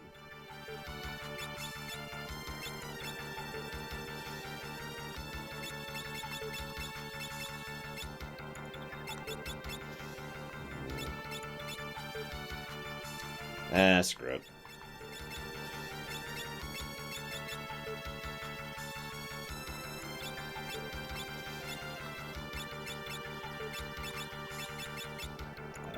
Freelancer with rapid fire and for the moment barehanded because I have to. And we will give him the ribbon.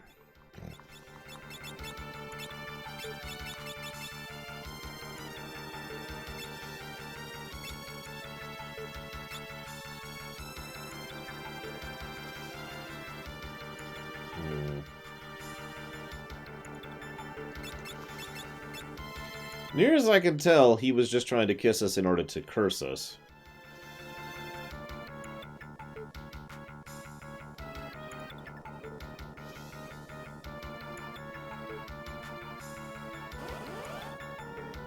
God, now I've said Celis in my head so many times, it's losing all meaning. Celeste? Sorry, I'm saying it wrong now. God dang it. Celeste, that's how they say it. This game, this franchise, excuse me, just has a fascination with ticks, doesn't it?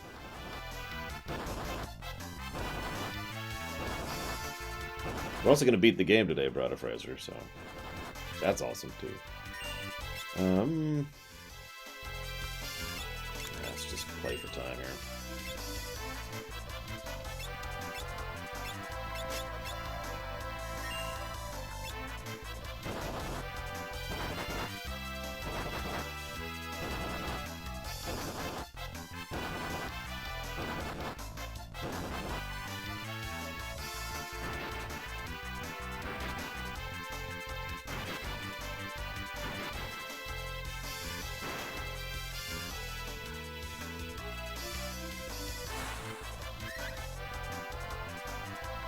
So let's see. The 6 bosses were Train, which was actually a really fun fight, ignoring the gimmick of it. So the Train, the Guardian, which I actually really liked too. That was a good fight. Something else. Oh god, I can't think of the name of it. But yeah, the painting boss, which I don't remember. Oh wait, no, that's the one where you have to like stand on the spot and the specific paint is coming down into that spot or something like that. I'm getting that halfway right. Am I remembering correctly?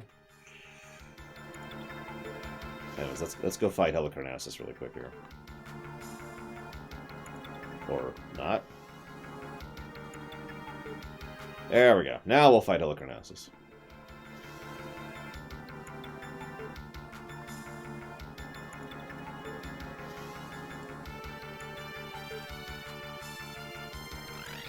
Which is funny, by the way. Helicarnassus has shown up in a few other things, including 14, where she's a she. Here, he's a guy. I don't know. This is the status effect boss. That's why I bothered to go ahead and freelancer and Bart's, even though I'm not actually done with Monk yet.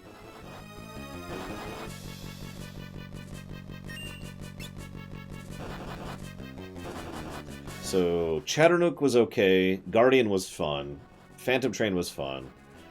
Kefka was actually a lot of fun, more so than I thought he'd be, even though his gimmick is actually pretty simple.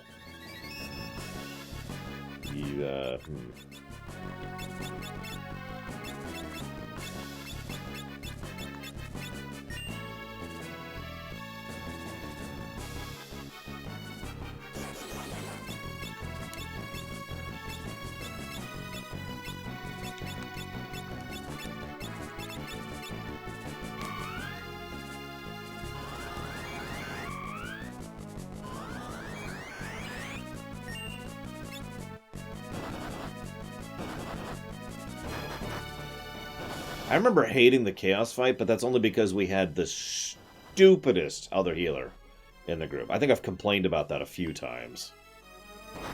He kept screwing up, and because the healers get targeted with that AoE thing, he kept hitting the entire group with it. Every single time it showed up. God. I'm starting to get actually angry on that. I don't remember the Midgar Stormer fight that much. I remember being pissed off at the Omega fight because of latency issues.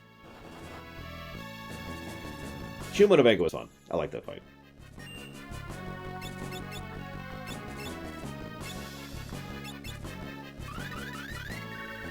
Hey, Primarch the Mage. I'd ask what you thought of 6, but I assume you hated it horribly.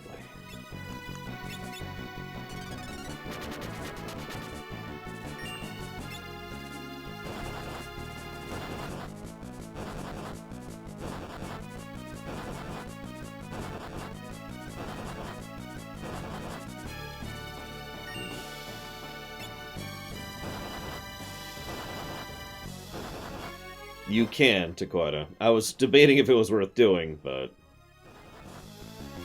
no, Sultano. I poked my head into it earlier, but... Like, it's... I would have to go and do a serious leveling session to even be capable of doing the first room in there. So, no. Now we need to get FF9!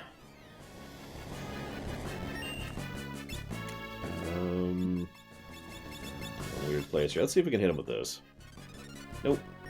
Let's go ahead and push her back to the front row. So it was basically a waste of a turn to keep her in the back. Good to know for the future. When she maxes out Gladiator, that will no longer be an issue. And down. Any you should consider skipping. It depends on how your funds are doing. Like your finances. I would say you should go ahead and try them all, really. But 2, 3, and... Well, 2 and 3 are the weak ones. Definitely. So keep that in mind. Above all other things. I think 4DS, that is to say 4 Steam, has actually aged pretty damn well. That is just my opinion.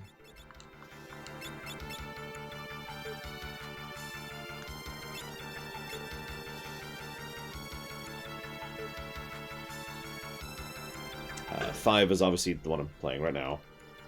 I think the score to the left of me here gives away whether or not I recommend this one. 7 scored pretty well, too. 7 is more flawed than I remembered, but it's still a good game. In fact, I'll go so far as to say it's still a great game. 8 is a game you should play with cheats, and if you buy the PC version, those cheats are built in.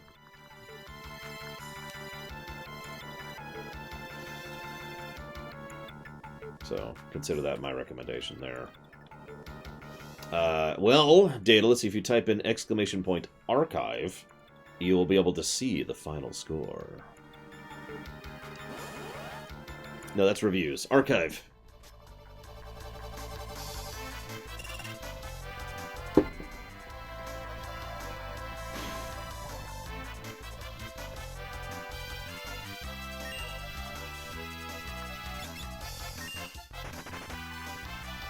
It's just not worth my time.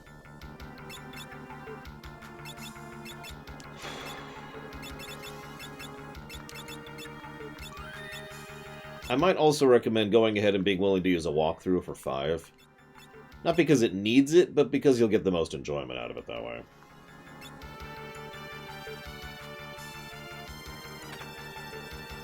You know, like, aha, on this boss I could do these 15 different things to get through it. You know, stuff like that.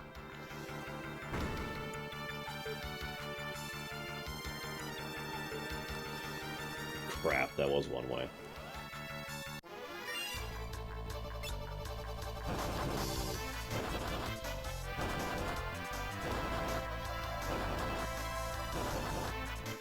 Wait, why is the reviews link not working for you? Can anyone else click the reviews link? As in the archives? Kick does less... Kick is crap. It's like the SNES version of Kick. Just to put it as bluntly as possible. It is not all that useful, except when you first start out. Let's see...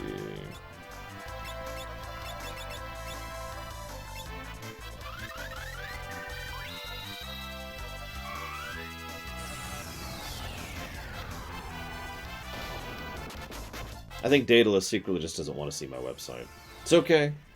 I understand. No judgment.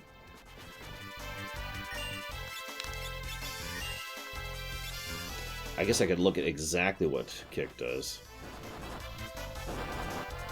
Hang on. Wait, what's eye-searing about the review page? It should be just, like, a table. Although I've been having issues getting that table to be anything other than white and gray, so...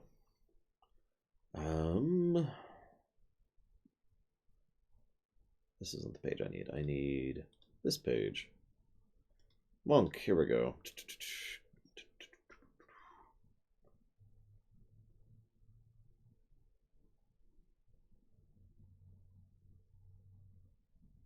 It's not going to tell me the formula. Basically, unlike, say, FF4DS, which Kick is a physical attack that is spread out across all the targets it hits, in this version, it's a completely separate thing. It just does a weak attack against all the enemy, which can be all right at early game and then falls off very, very quickly.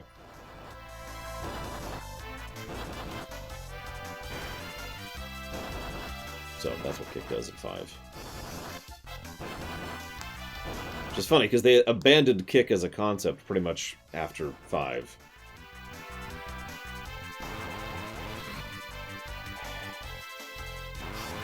Okay, that's actually terrible.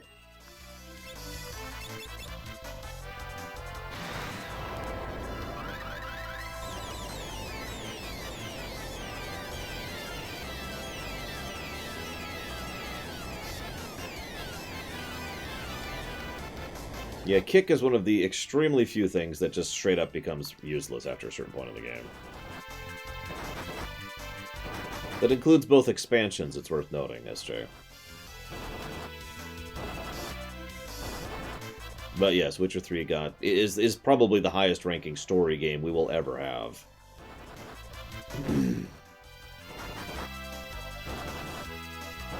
Really, Daedalus? Because I'm surprised it was as high as it was. For real. Walking into 4, I figured 4 would be rated much lower than it is. As is, I think it's the second highest of the total. I will laugh if Cyberpunk somehow beats Witcher 3. I don't think it will. We'll see. Obviously, I can't decide that. We're not there yet. We got a few months left. Good morning, Codex.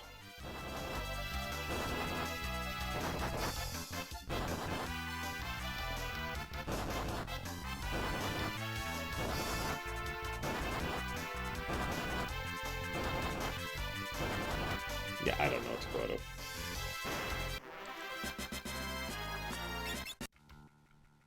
As I say, I don't think 8 beat 4 on story. I could be wrong. 10 beating it doesn't surprise me.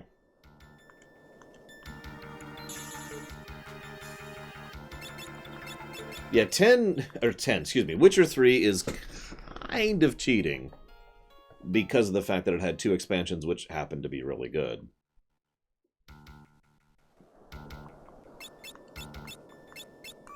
Now, to really make this interesting, Daedalus, how many gross positives did 8 have, and how many gross positives did 4 have?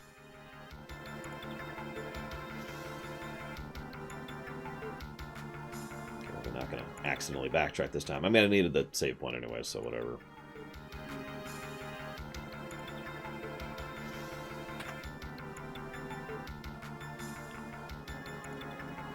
Oh, are we here already? Ooh, I'm glad I just saved.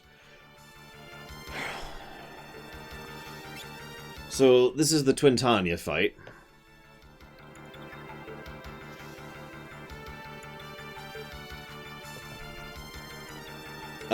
I don't even have to estimate it. I can just go look. Hang on. Let me pull up my own website here. Pull up the review page. Not the review page. There we go. Sort by name, Witcher 3. Oh, it's under T. There we go, The Witcher 3. So let's see here.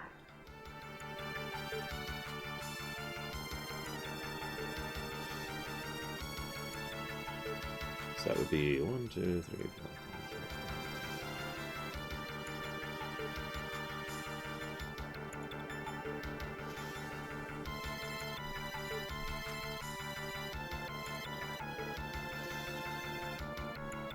$33 is correct. Holy crap. So yes, 33 pluses to story from the vanilla game, which I think still beats everything else so far when it comes to story. Pretty sure. Let's see. What am I fighting? Twintania. Right. The Fight of Doom. Hello, Joe Neutrino.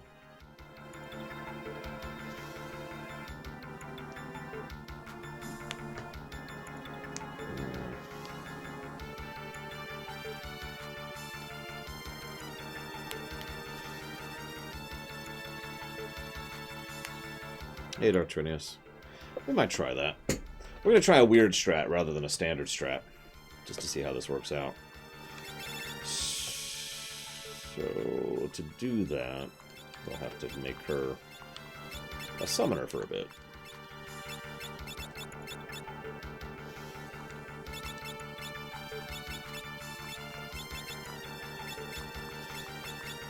Wish me luck.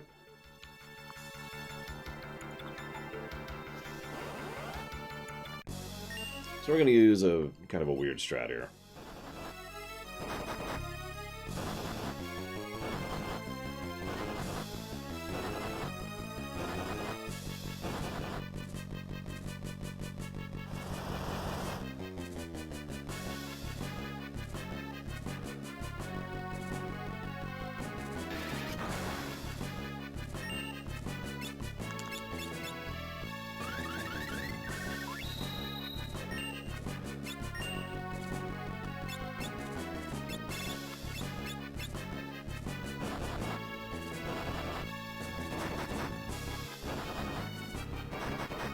Yeah, Krell and Len are like, what?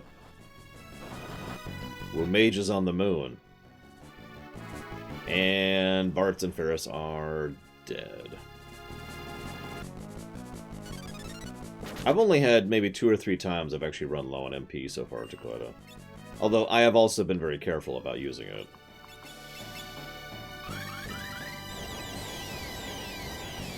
I personally recommend you just jump into Witcher 3, but everyone's response is going to be different on that one. I will say this, you do not need to play Witcher 1 or 2 to appreciate Witcher 3. Okay, so, we're dead. So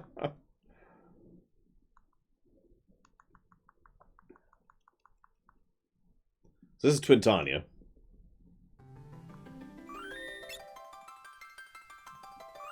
Like, in a nutshell, this really is Twintania. This guy is the last, well, one of the last really difficult walls, barriers, whatever you want to call that, when doing a 4-job fiesta. Fortunately, there are actually a lot of strategies around him, but...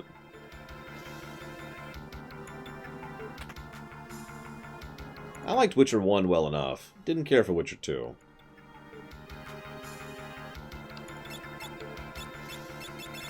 I'm officially gonna...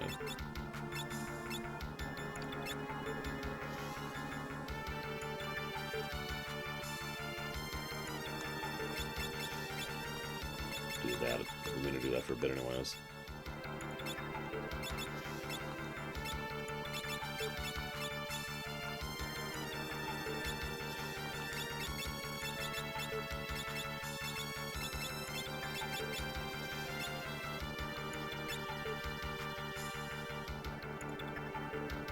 Ha! That would actually make sense, Sultana. And yeah, I did fight the worm earlier.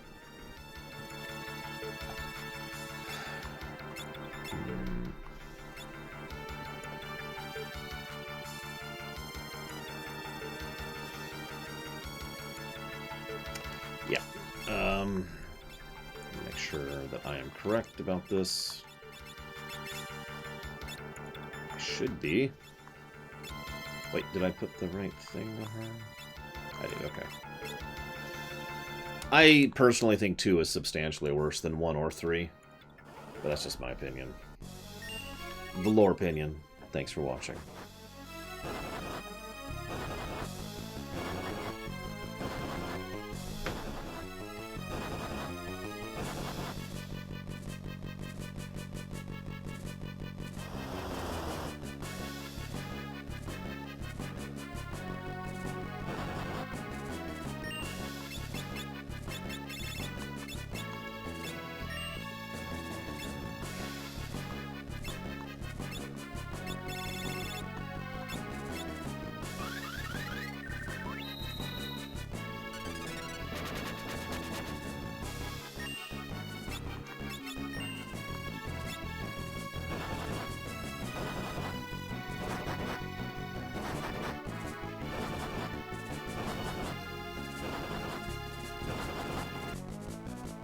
Really need Kral to get a turn before he does Mega Flare. Really need him to have a turn before he does Mega Flare.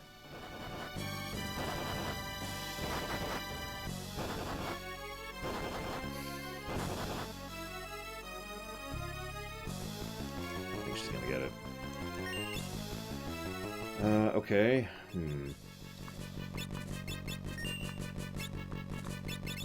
Okay.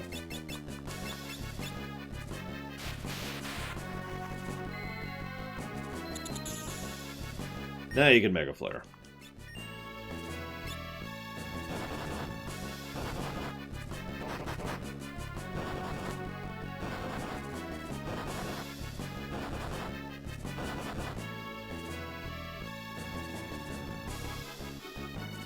I mean, I'm not one to talk. I'd prefer if Kingdom Hearts 3 was called Kingdom Hearts 10, so... although I know. Or Resident Evil 4 was Resident Evil 13, or whatever we're up to at this point. So that should kill Bartz and Ferris, which is unfortunate, but there's not a lot I can do about that.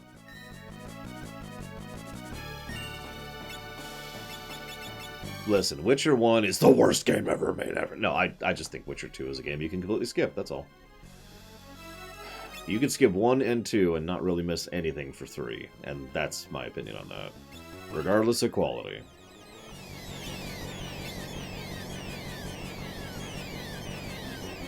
Just gonna chill here a minute.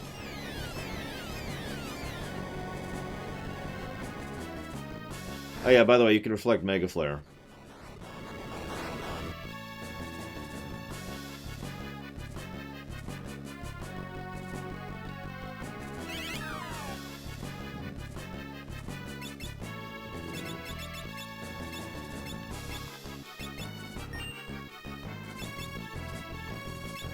try to get them up. Oh yeah, he's undead right now.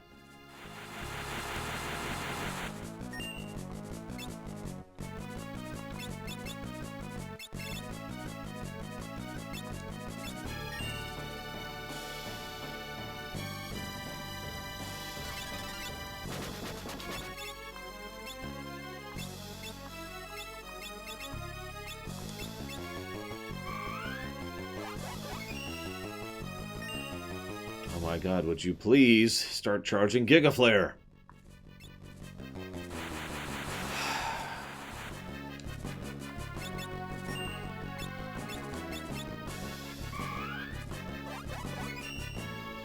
I'm going to unequip Bone Mail after this, by the way.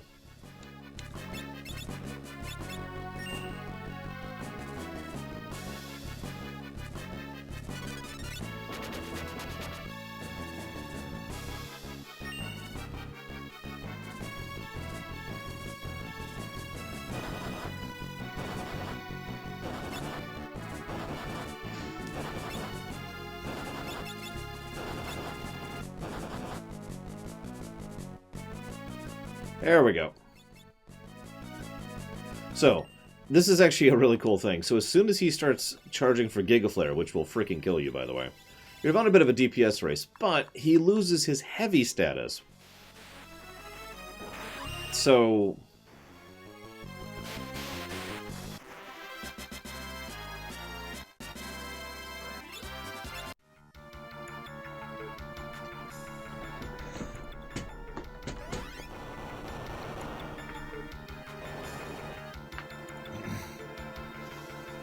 There's actually quite a few things you can do to take advantage of that. You can break him, you can death him, you can Odin him. But yeah. Okay, so I'm actually going to back off now and go back to a save point. I should probably recoup first.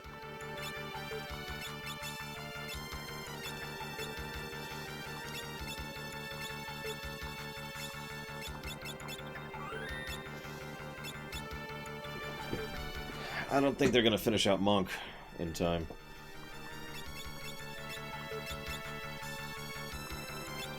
Yeah, let's go ahead and get rid of Bone Mail. Which is ironic, because I don't have anything to put in its place, so it just means he's going to have no armor. Oh no, that's intended, Sultana. They use heavy status very carefully and precisely in FF5 to determine what you can do against what bosses. So I guarantee you that was on purpose. I don't know for certainty, it's probably worth noting. Yeah, I guess I'm just not going to finish out Monk. That's fine, whatever. So, Rapid Fire... And... well... Nah, it's fine. See, watch this. Pwah! Suddenly he has armor! Let's give him the Black Robe.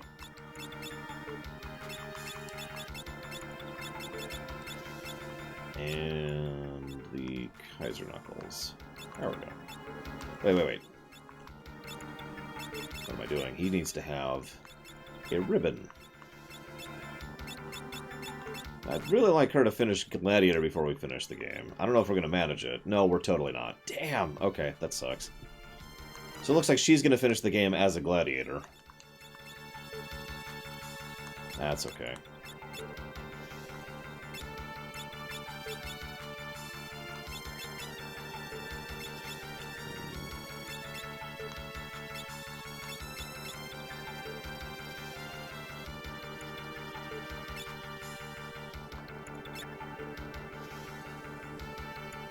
Geomancer is useful if you want street sweeping, basically.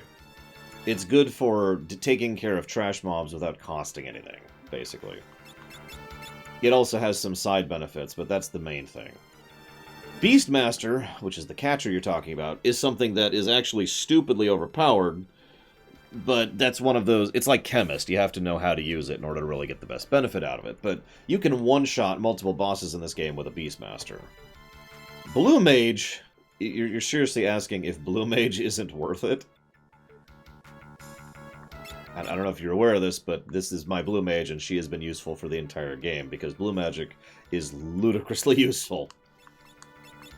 It was so useful, I actually went back and basically went out of my way to get several blue magics, even though I hadn't started doing that. Okay, so we're doing this. What's the 24th? Valvedrix.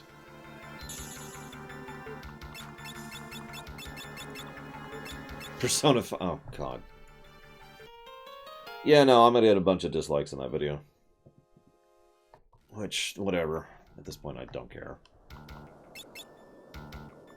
Let me just double check, make sure everything's set up right. Oh, she's not set up right. Let's set her up right. She should be white. And hairpin and crystal. Actually, let's give her the sage.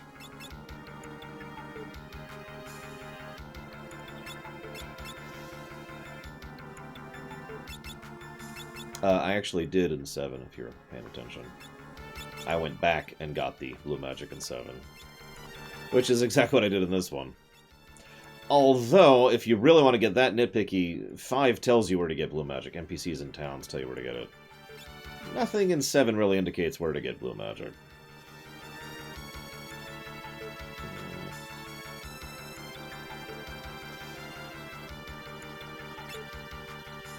I think we're good for now.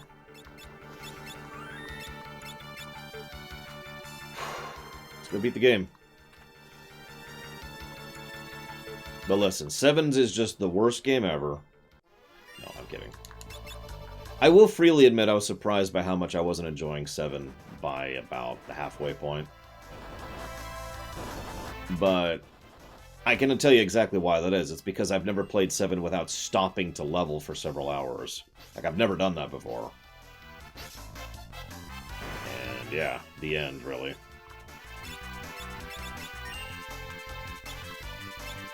I guess I'll just mimic on her.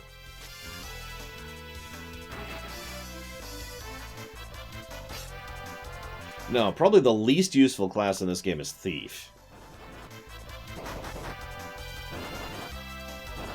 I need to look into that.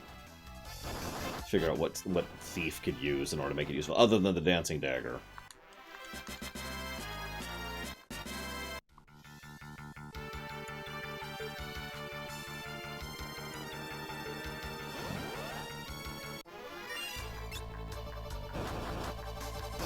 I mean, yeah, Thief can steal several useful things. It prevents back attacks, which is actually pretty nice. You'll notice I just run from back attacks nowadays because they're just not worth my time. And the ability to see secret passages is actually very useful, especially for a first-time player who doesn't know where everything is. So, Thief isn't useless, but in combat, it is the most useless, in my opinion. If I got a 4-job fiesta with Thief, I'd be like, ugh. Speaking of which, when I do my 4-job fiesta this year, that I'm totally going to do, wink wink, I'm thinking I'm going to go ahead and allow myself to cross-class, which I usually don't.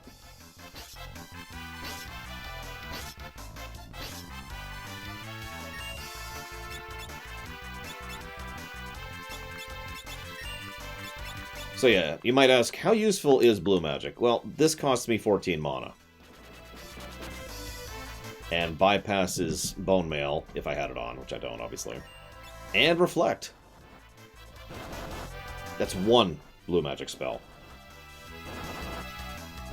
You can also get that relatively early on. In the Lanka Ruins, I believe, is the first time you can get White Wind, which is on the first world.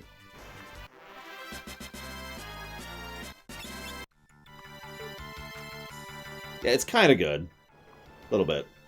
There's also Big Guard, although you can't get that until World 3. And level 3 Flare, which you can get relatively early on, and is stupidly useful, because a lot of bosses are weak to, are a multiple of 3, and level 3 Flare costs only 18 mana without half mana, and does 2,500 damage pretty much universally. Let's see if I can show it off here really quick. Let's see if these guys are level 3. Here for a second. There you go. So that guy's multiple level 3. There's just 2,800 free damage. Bam. Oh, I like that idea, Dakota. Funnily enough, Goblin Punch is actually better in this version than it is in basically any other version.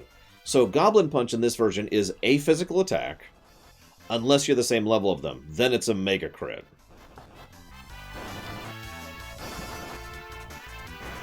So it can effectively replace, you know, attack.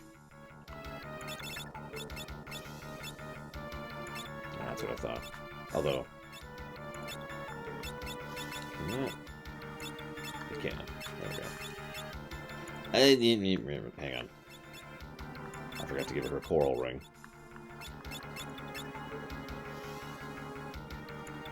So, time for the final phase of the final dungeon, which we have to fight a boss in order to get access to a save point.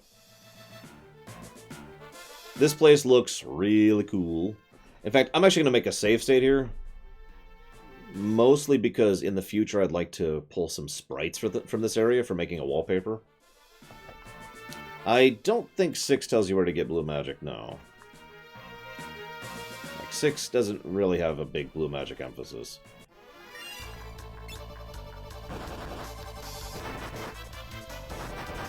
Yeah, there's several lures in 6 that are... You need a guide to figure out where they are. Although I also... Jesus Christ! I also tend to not lean on blue magic all that much because it kind of sucks in 6, if we're being honest. Okay, so that's a thing that happened.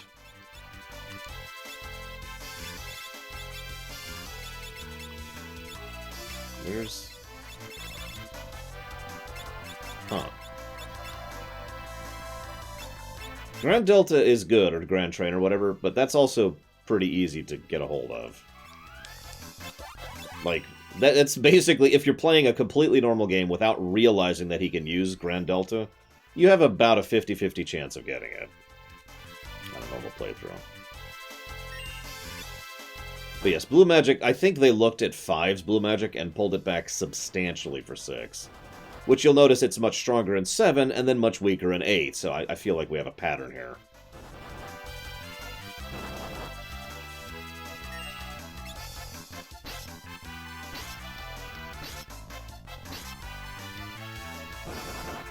For God's sakes, would you please stop killing people? Okay, you know what? Fine. Yeah, and then 9 and 10, it just stayed weak, and they just kind of gave up on it.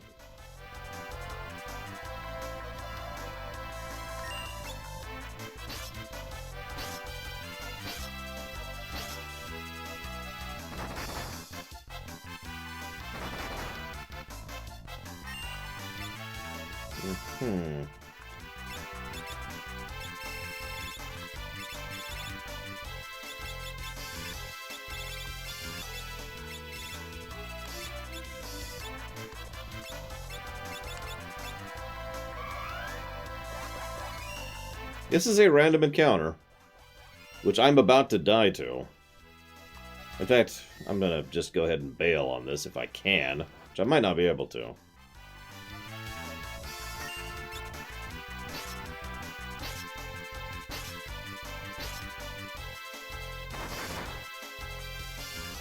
I mean, I know Behemoth's got a Behemoth, but Jesus.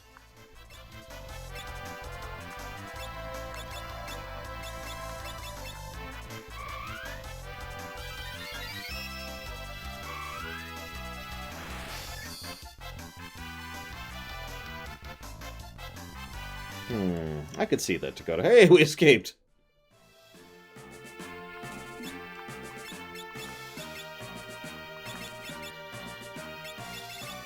Wow, I don't have life too.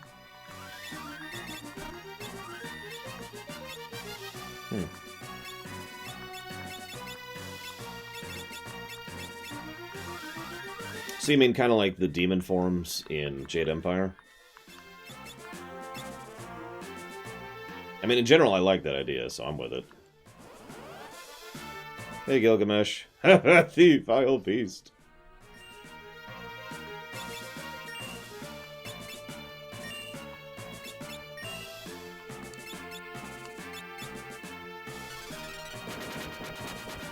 Just gonna top off here.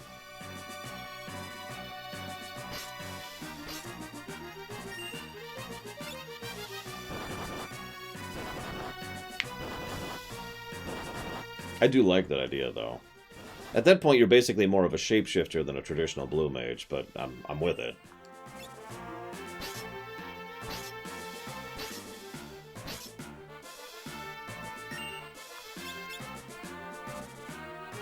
I did, in fact, review Jade Empire. It was better than I remembered. Make of that what you will.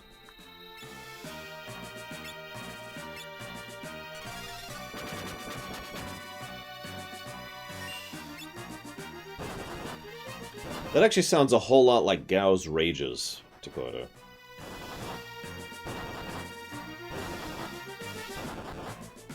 Except, like, you know, obviously you'd stay in control rather than losing control. Because Gao will take on the actual, like, status immunities, elemental absorptions, or weaknesses. You know, stat changes of whatever he rages to.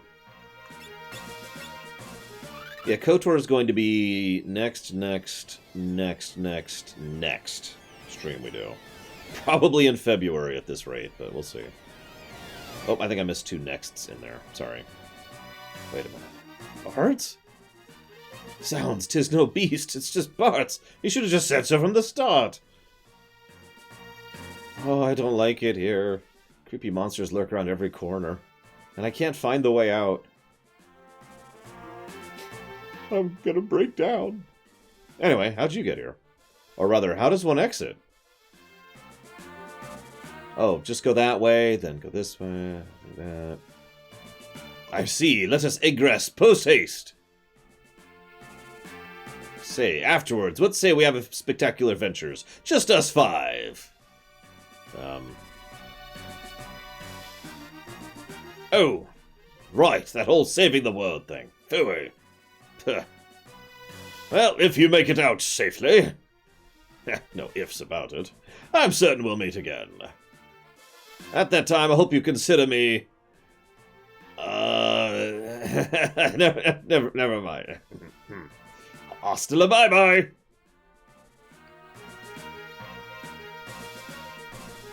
I would have totally invited Gilgamesh to the party. Not for memeing's sake or because he's a cool character, but because he's a frickin' blue mage from hell. Who is also a good swordsman. Let's go kill X-Death, you know? Oops.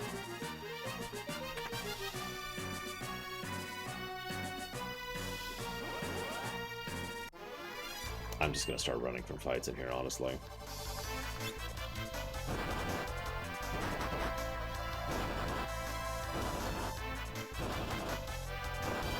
I mean, it makes sense to me, Takata. This is no time to be saying, oh, we can only have 4 party members. Yeah, they're gonna, like, absorb reality back into the void. Can we, like, skip the usual party limitation thing?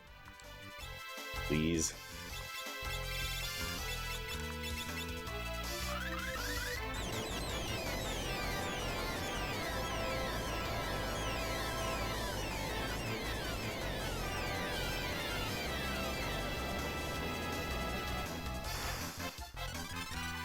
Ha!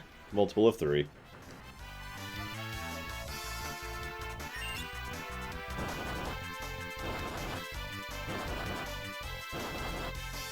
I mean, this place is not nice, and in fact, I gotta be 100% real. I might die to Neo X-Death. In fact, I'm very likely to. He is very mean.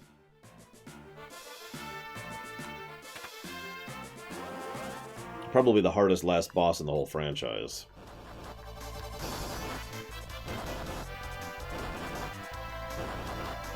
You know, you can attack the guy in the front row, Bartz. I'm just saying! You can... Jesus Christ, Bartz, why are you so terrible? Ferris, no! No, don't do what Bartz was doing! God damn it, both of you suck.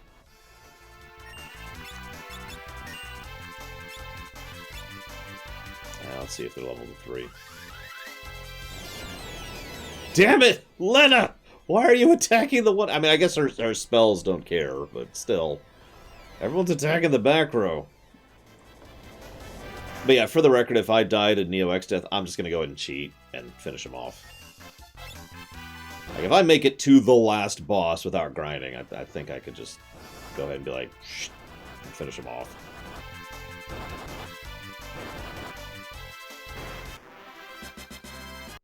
You'll notice, by the way, that the enemies in here give insane amounts of AVP. Like, Lena might actually finish Red Mage just because she's getting 20 a battle right now.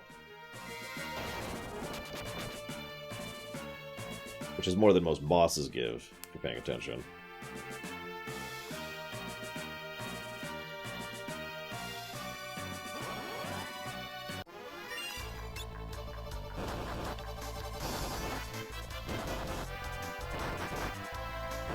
Yes, attack the ones in the front, Barts.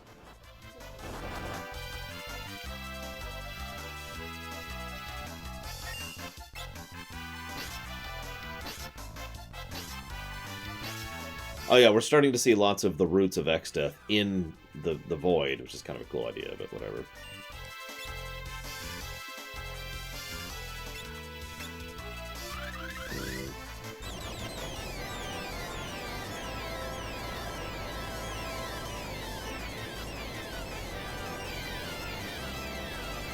I'm not sure where I'm at with my magic lamp usage right now. But I do have the ability to just summon Odin, so that's something. Oh my god, Bart, attack the one in front! But I want to kill that one back there. He looks as spatial as scary. You're a moron. And now you're being mind drained. Your brain is being eaten by the mind flare.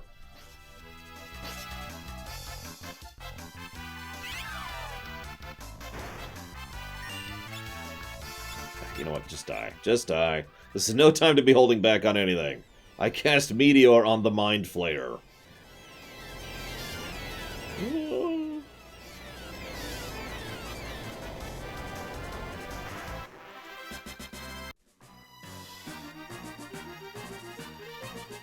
Let's see. Nope, that's not it.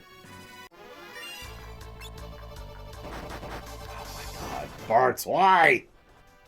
What is wrong with you?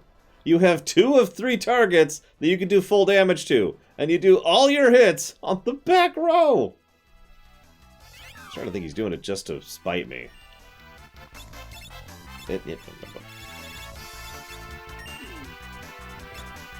Considering each attack is calculated individually, that's a pretty long odds.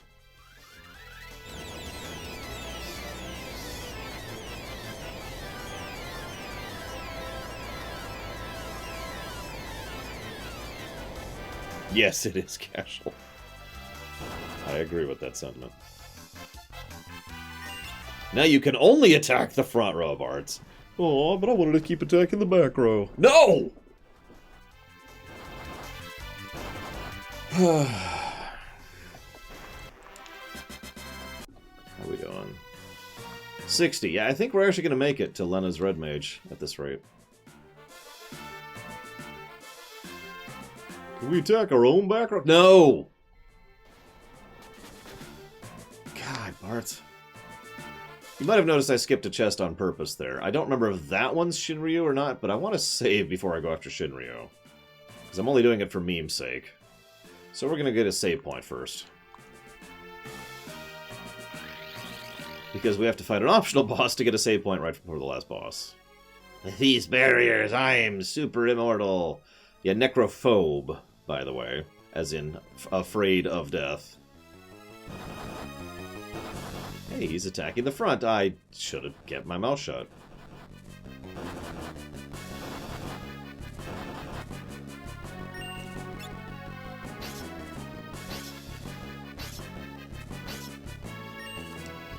So let's heal up a little bit first. By the way, for random targeting things like rapid fire, you can target him, it will just do nothing. So, total waste. Oh yeah, by the way, they have reflect status on. Should have mentioned that.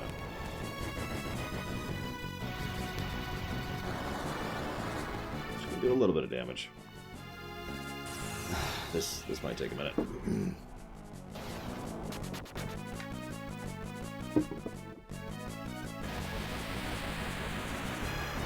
So I might die to this guy, which will really suck, because then I gotta go through this whole thing all over again.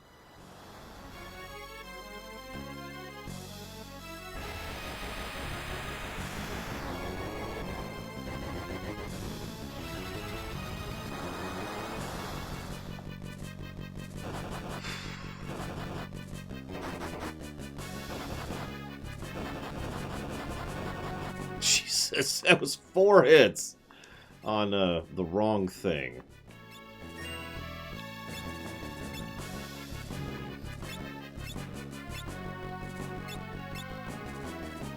Screw it. Let's just heal up and then do this. Please target the right targets.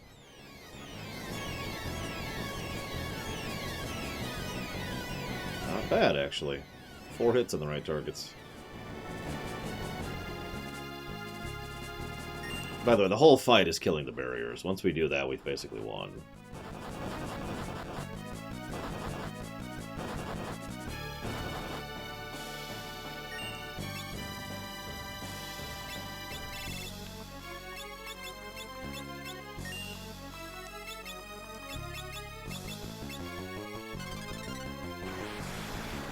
Oh, I didn't know you could reflect level 3 flare.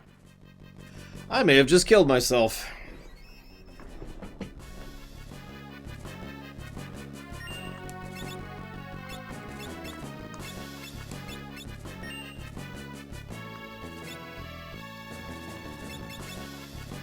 Okay. We'll do this then. No, I did. You're right. I completely forgot that flare is reflectable. Excuse me, level 3 flare is reflectable. Although you're right, Mega Flare is the thing. But I was actually aware of that. I just completely spaced it because I'm an idiot.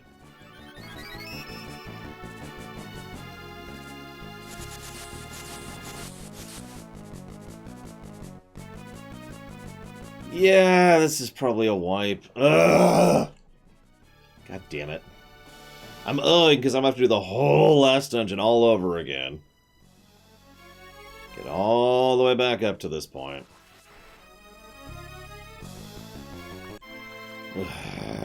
Oh, just because I wanted to save.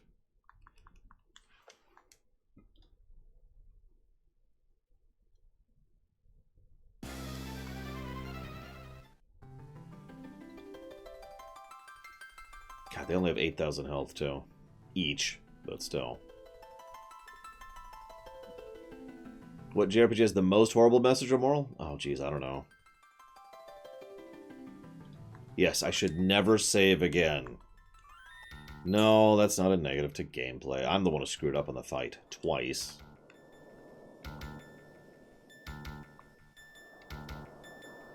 Ha! You know what? Yeah. Final Fantasy Tactics Advance 1. I didn't even think about that. That is the worst possible frickin' message to take away from that crap. God, I actually am offended by that crap.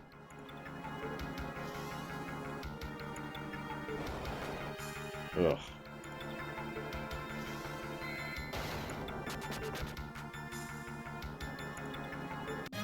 I did make a save state, but eh.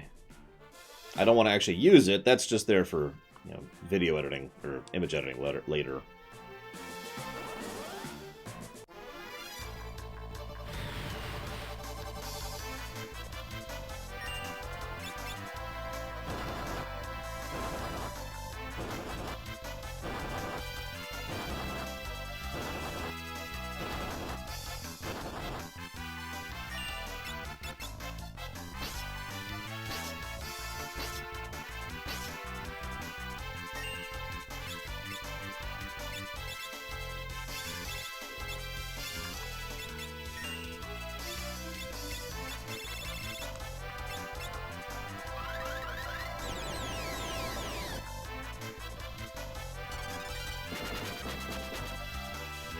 So, I can't really say the message of Final Fantasy Tactics Advance without spoiling the hell out of the game. Let's just say that it's horrible and leave it at that. No, Dakota.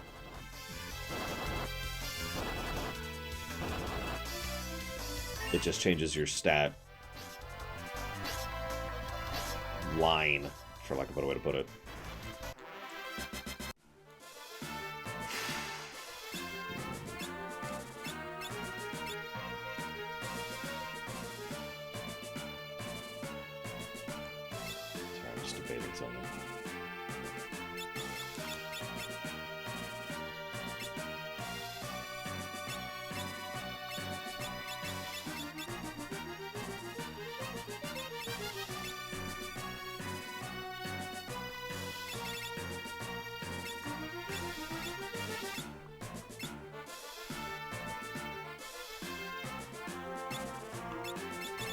Actually, yeah.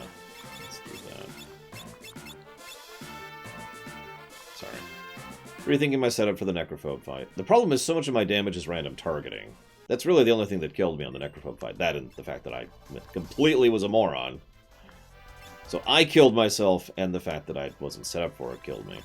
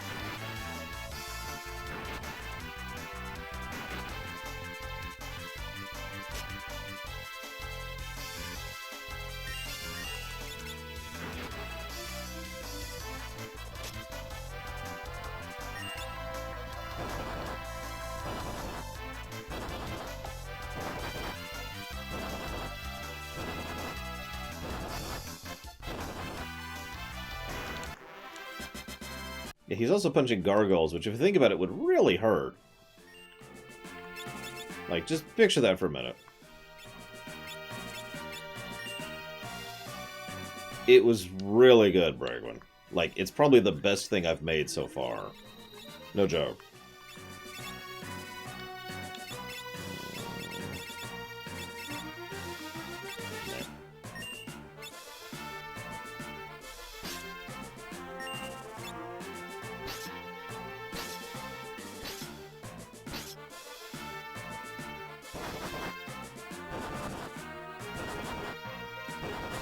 Lettuce, potato. I mean, I used to add lettuce to my French fries just to add some crunch to it, so...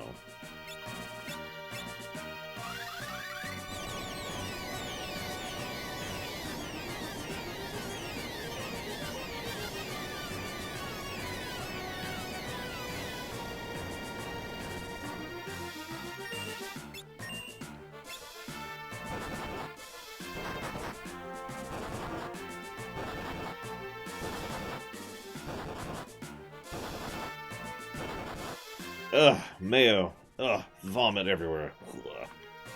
No, thank you.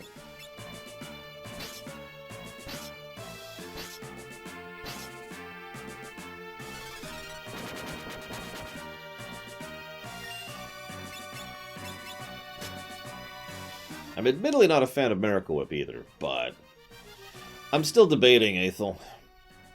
I actually do like this last dungeon. I always have. But the problem is, this last dungeon is basically the rest of the game in a nutshell, effectively. Good enemy design, great boss design, good loot distribution, good variety, generally good stuff throughout. I'm not a big ketchup fan in general, Joe Neutrino. Now, mustard. Get some Grey Poupon or some Scottish mustard? Hell yeah.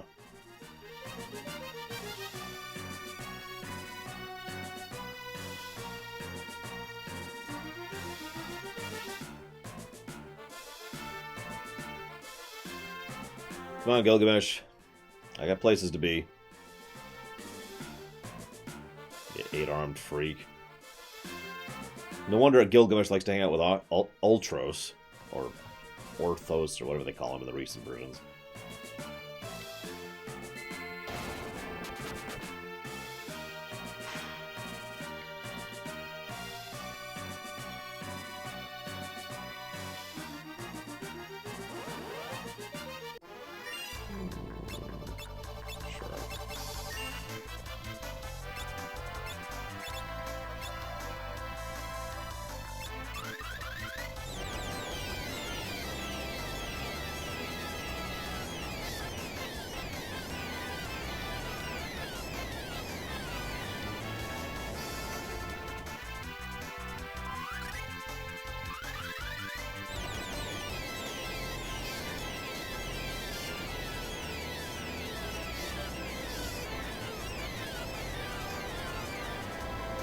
Damn it, 12.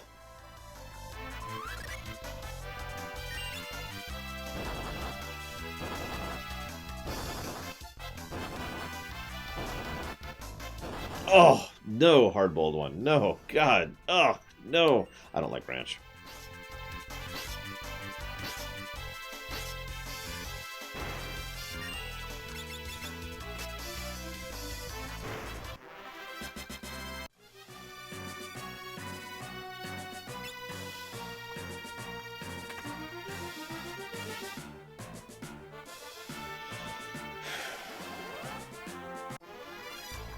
Not worth the time. Really not worth it. Oh my god, run. Run!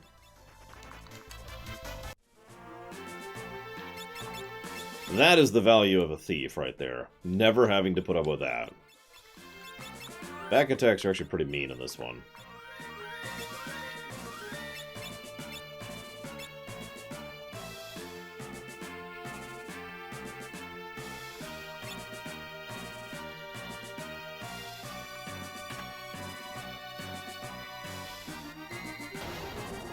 Listen, space is cool, alright?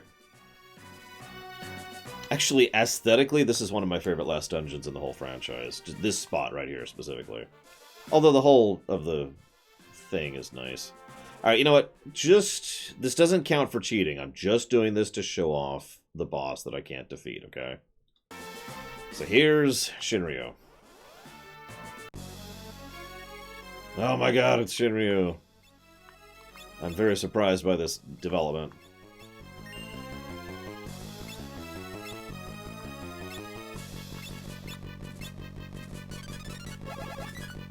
So yeah, this is one of the 2 super optionals in the original.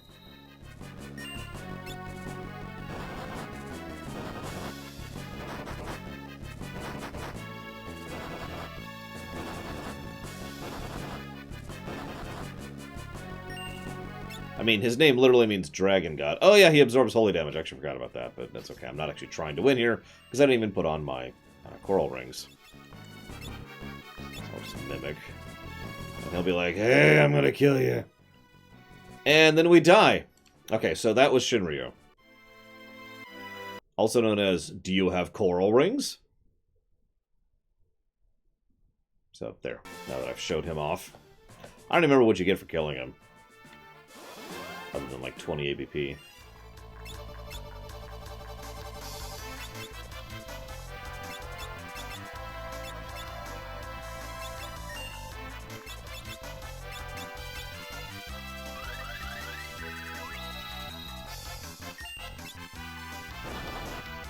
Bart's, we talked about this, buddy. Oh my god, he is universally attacking the back row. Do you see that?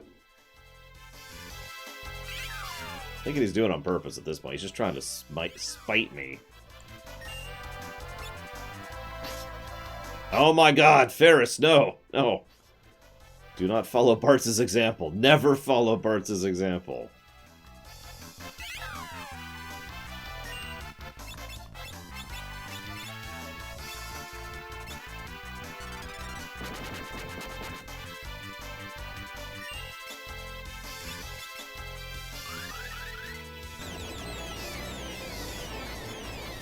Arkham did that too. Batman Arkham. To varying degrees of effect.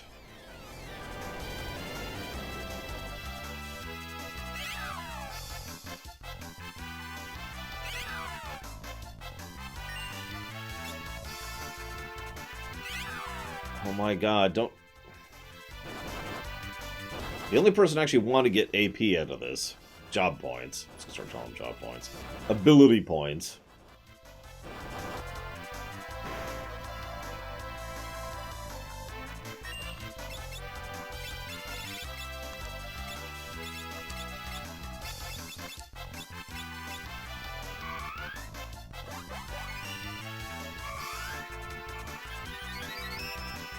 Oh, that's bullcrap.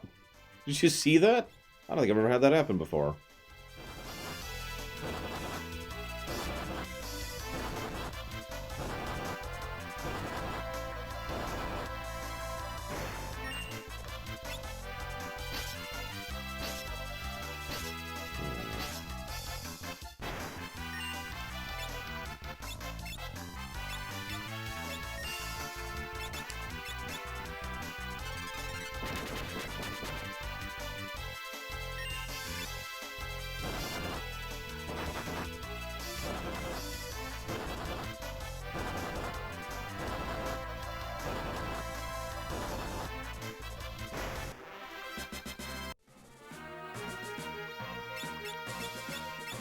checking something.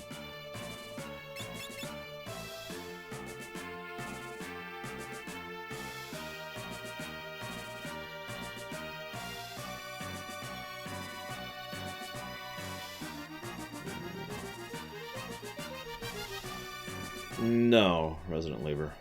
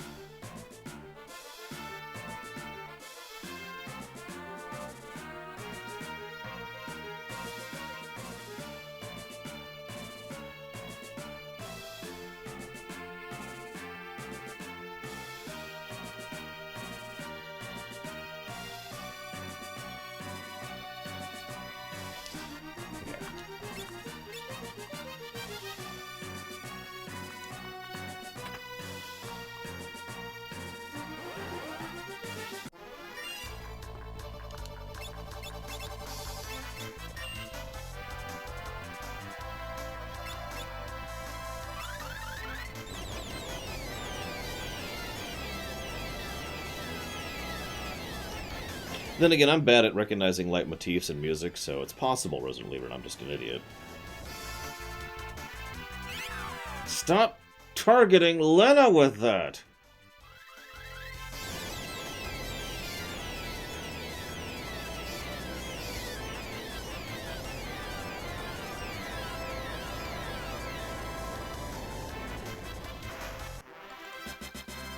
Jackass.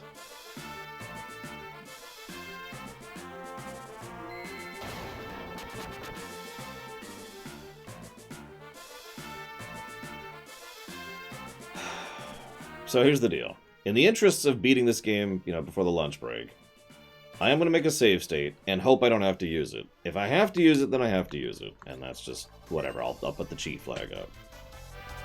But I'm officially burning time here, you know what I mean? I need to start FF9 today.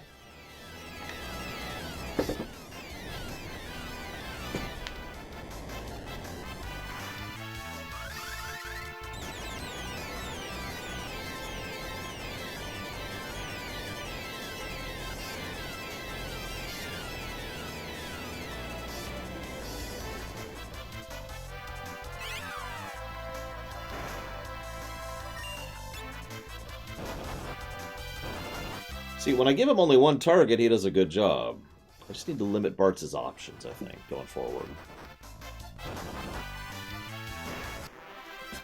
As much as I hate to do this, especially since she has 20 ABP. You know what? Hang on. And if, like, one more battle, we'll finish off Red Mage. Of course, now there's no encounters happening. Not that battle. Not that battle. The game's like, oh, you want a level, huh? Oh, piss off, then. Come on, give me something that's not King Behemoths. Anything that isn't King Behemoths.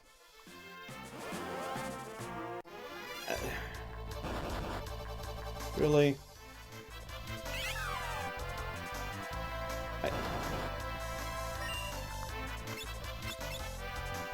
Okay, anything that isn't King Behemoths and a back attack. The game is just pissing me off at this point. It's like, no, I know what you're trying to do. Go to hell. It's like the GM is just so pleased with himself that you can't manage to beat the one boss he put in front of you. Like, you'll never beat this dungeon, and you're party wiped. Thanks. What the crap is this?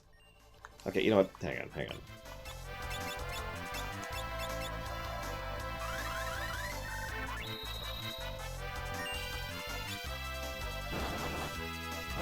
Fortunately, there's no back row with this formation.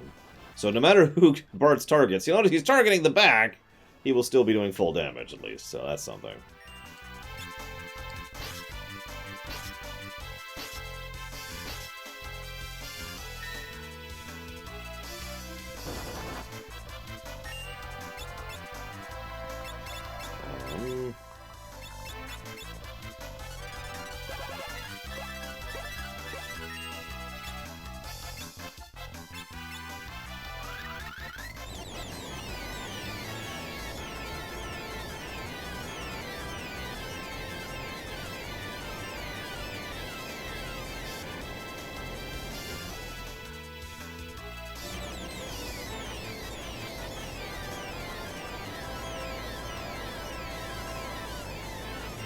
Krau's dead.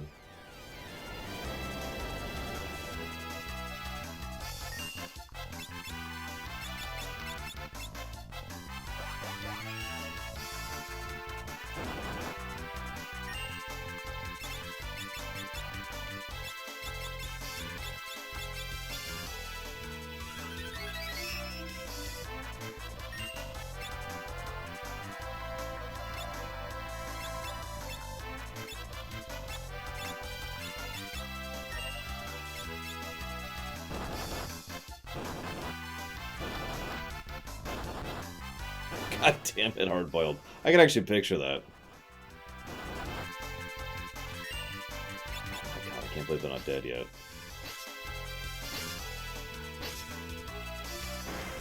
Well, that's something.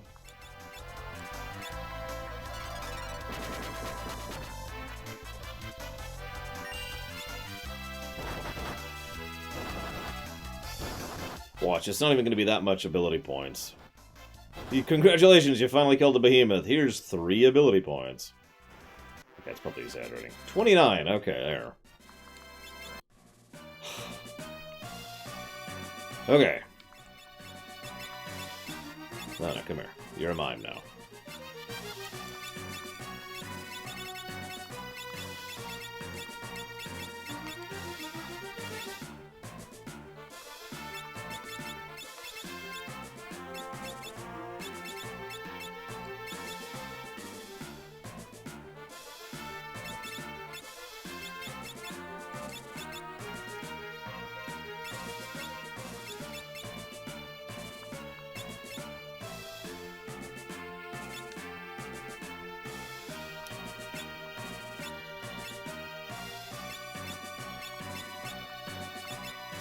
So we're gonna do something a little weird here.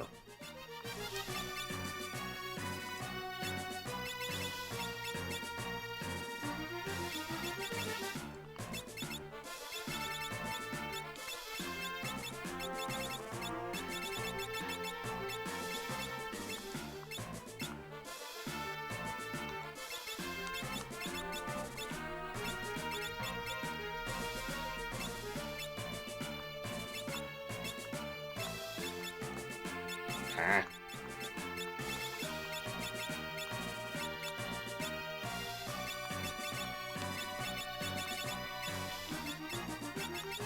Oh my god, select rapid fire. There we go.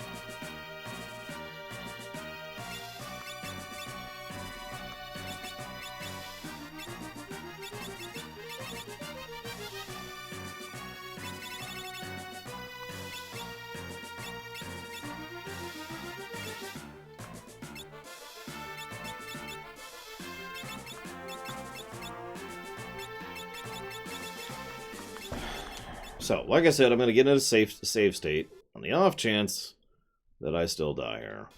If I do, I'll actually say that I cheated. It's a really old, boring strategy.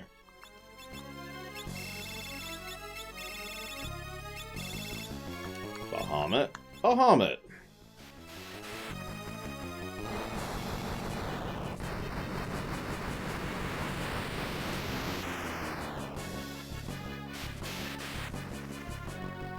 This is one you can tell I'm just done playing around.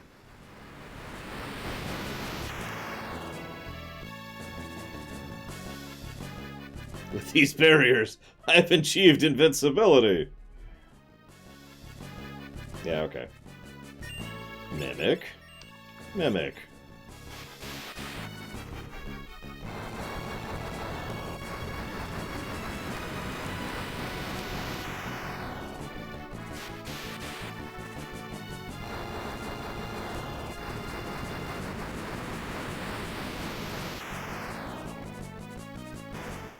So anyways...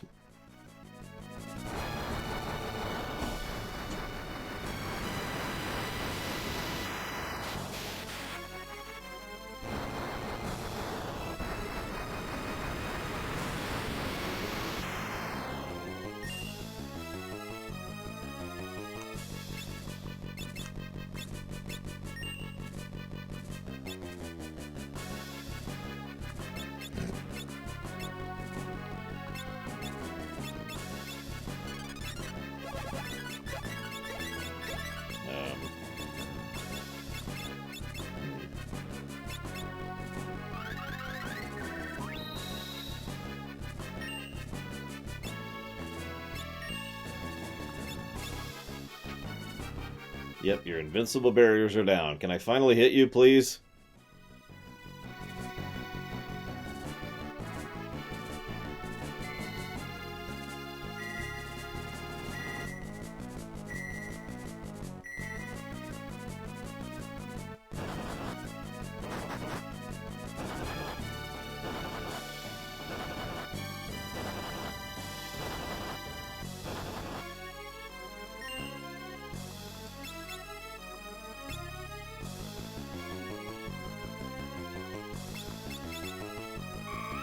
I'm gonna laugh if this heals him. Did I just lose chat, by the way? Nobody said anything about 8 minutes, which is really weird for my chat. I've lost all my viewers. It's okay. I always do.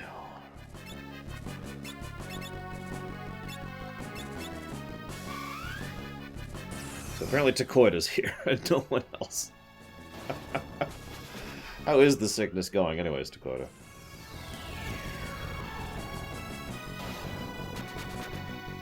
You know, getting better.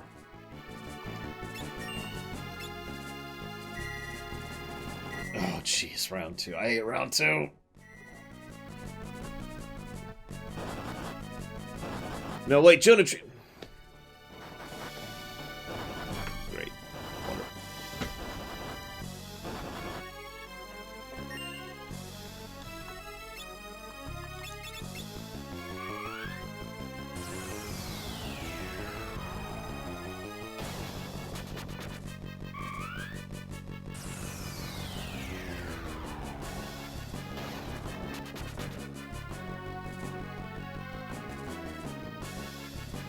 Wow, I killed him before Gilgamesh showed up. Whoops. Sorry, guys. I actually didn't mean to kill him that quickly. I was just really pissed off. After, you know, all the trouble he gave me. So, I have save. Okay, so... let's set ourselves up for the finale here.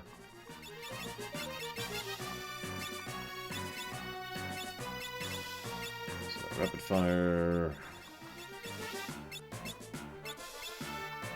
Yes, Gilgamesh survived FF5. Canonically. Which is funny when you think about it.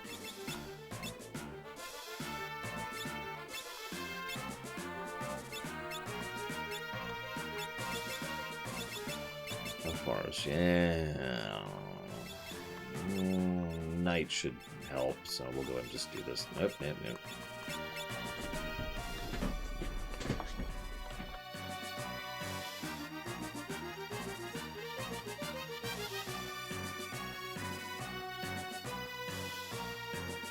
In all sincerity, I am legitimately expecting to cheat on Neo X Death.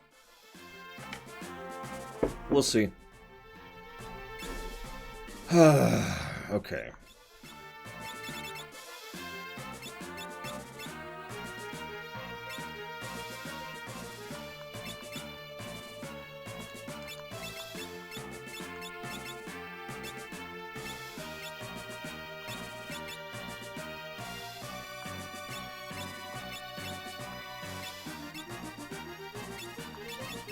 Say, I have another ribbon.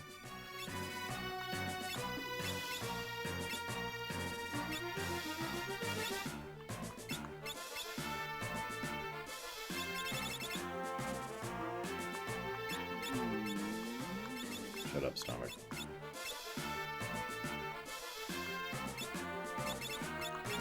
Okay, I think we're set up for the final boss, such as it is. X-Death is no joke, so... Like I said, at this point I'm just committed to beating him one way or another, but we're going to try it fully legit first, with no cheats. We have yet to put up the cheat flag. One last save.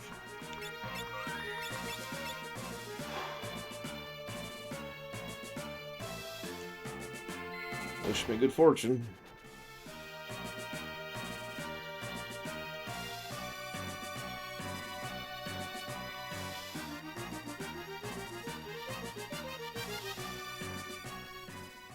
Took you long enough, but now you're too late.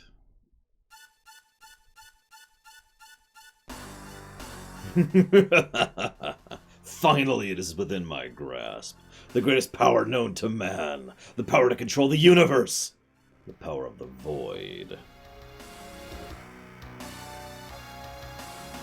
X-Death bursts out of his armor.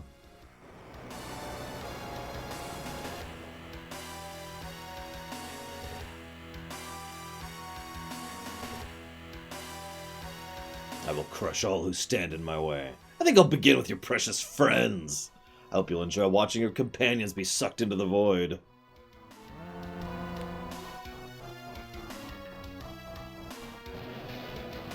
So there's Castle Ball.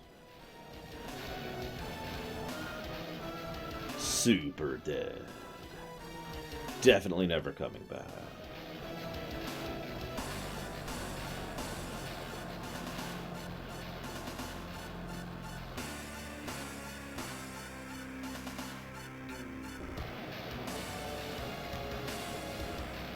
Gotta observe Sid Mid, too. Excuse me, Mead.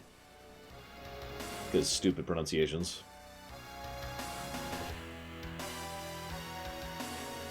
Stop it, let them go. Now you two will meet your end inside the void.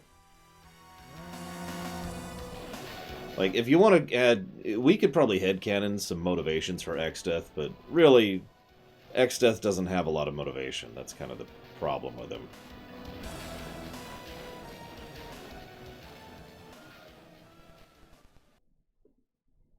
It's not my fault the story was really good, Disco. Regardless of whatever the message may or may not be.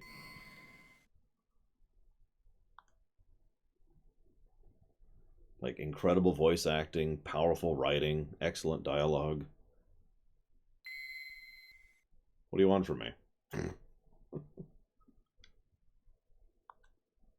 And yeah, the main character's father, and the daughter of the main villain were just awesome. But yeah, I will agree, the plot of Wolfenstein New Colossus was not good. The way it was best was when it was ridiculous. So anyways, we're actually in the void here, as opposed to the interdimensional rift.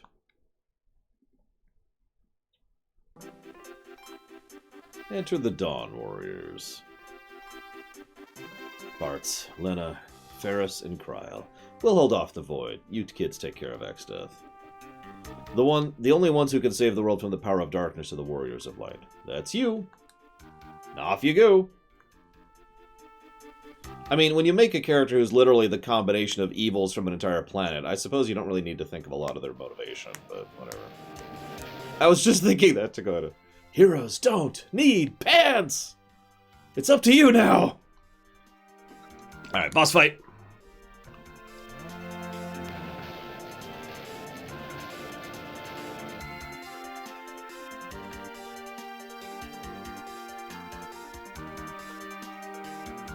I'm gonna go and get a save state in here to skip the cutscene, basically. If we die. Wish me luck. I am gonna need it.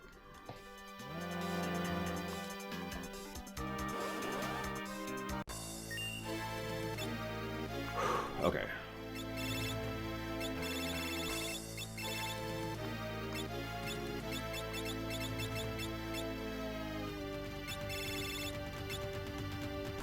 Actually, let's just do this for now.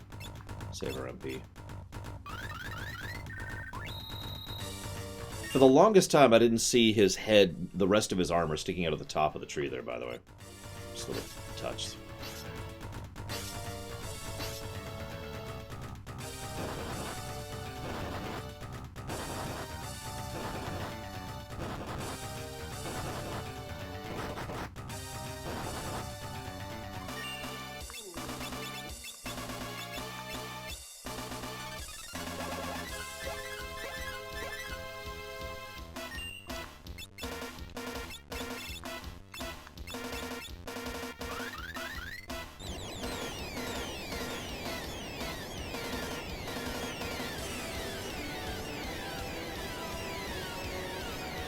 Yep, we're Minecrafting this. By the way, try not to pay attention to the fact that his mouth has a reverse jaw. Just ignore that for a minute.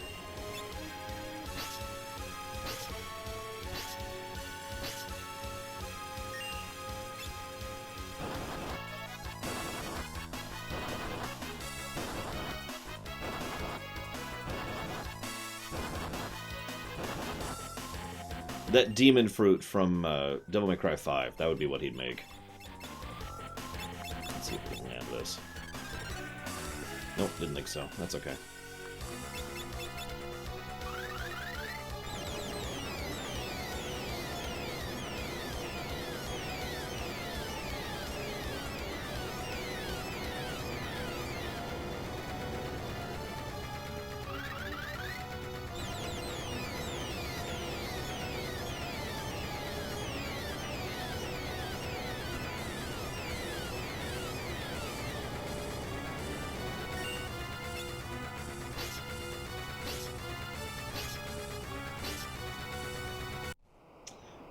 Alright, now for the real one.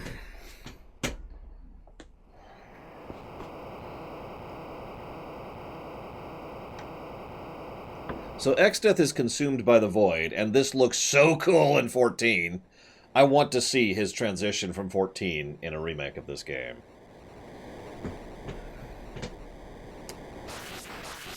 Actually going to get in another save, because, yeah. Seriously, if you haven't seen it, look up YouTube his transition from Exdeath to Neo's Exdeath in FF14. It's great.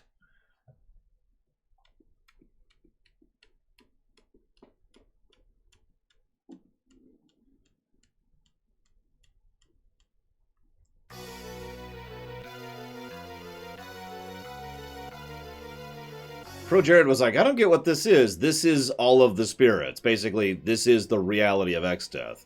All that evil, all smashed into one thing. It's pretty gross. But, you know.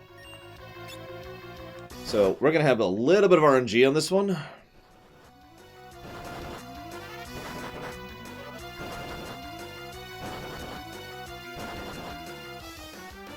The good news is we keep all our buffs from the previous section, so we're still kind of ready to go on that.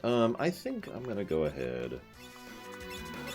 I don't remember which one's weak to Holy. So hang on, so we got bottom, middle, left, and face. Yeah, exactly, Dakota. That's what we're seeing right here is literally the consequences of using the Rift as a convenient prison. Way to go, guys!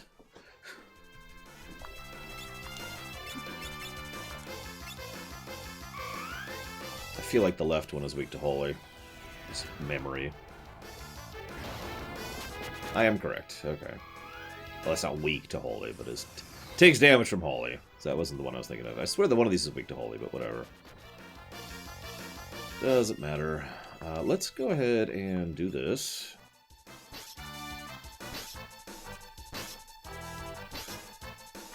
And then we're going to do this.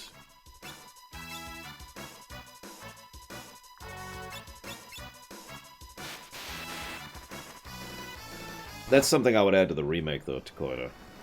Because it is definitely an element of the game. The game just doesn't acknowledge it like it should.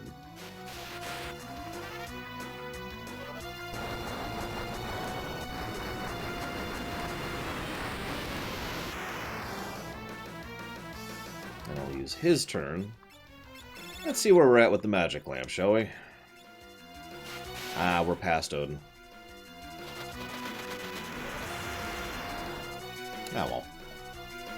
That was worth a shot. Let's actually do this. Ooh! That would be awesome if you could, like, summon 2 different summons and the animation, like, combines based on which one you do.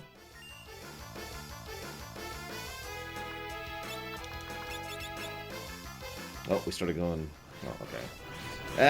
Yep, he's dead. Funnily enough, the ending changes very slightly based on who's alive after you defeat Neo Extith. I'm just aiming for a win here. This fight holds no punches at all, so... You'll notice I have a pretty mean setup, and it's pretty much just for this fight. Like, the reason I was pushing Red Mage for so long was so I could dual cast Bahamut like that. So here comes the fun part. We're gonna do this.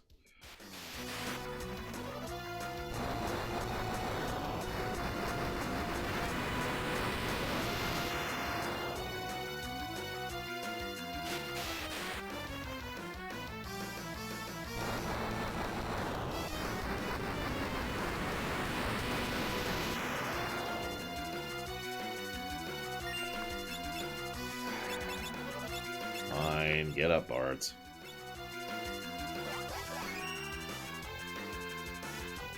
Come on. Okay, that was close.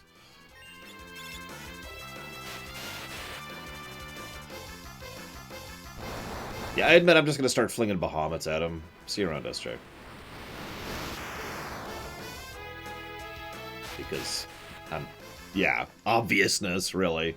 Like, it's possible to do more damage than I'm doing here, but, that requires actual grinding and leveling and all that fun stuff.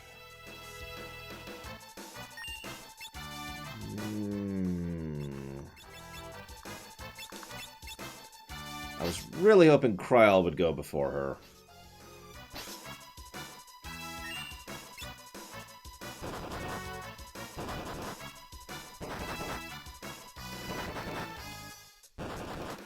I haven't killed any of his pieces yet.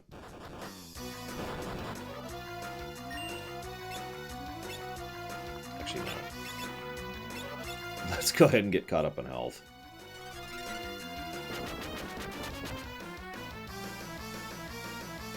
So, Blizzaga, that's gonna hurt a bit. Might kill her. Nope, didn't kill her. Almagest, no, this is gonna suck. Ugh, okay. She's out of mana. Mimic. Because that way we can get caught up a little bit more on health. He hasn't done Grand Cross yet. Why did I say that? No, I think we're just gonna leave Bart's dead. Who's with me?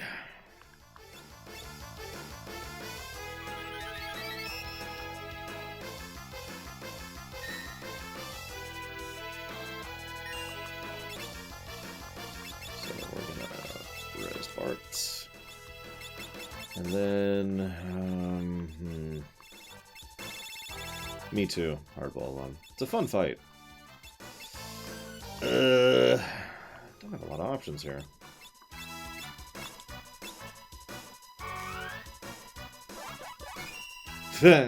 Lol, Richard Brock.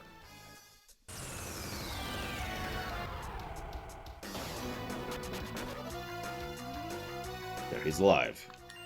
No! God damn it! I may have just cost myself the fight.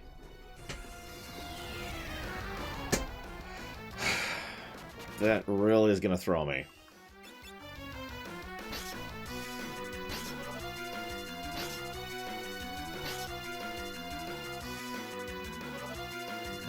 Come on. Let me go. Ugh.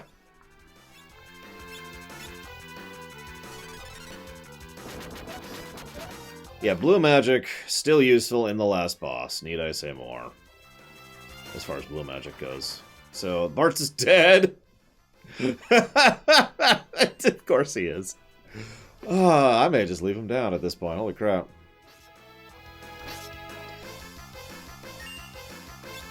Because honestly, I need to keep the pain train coming.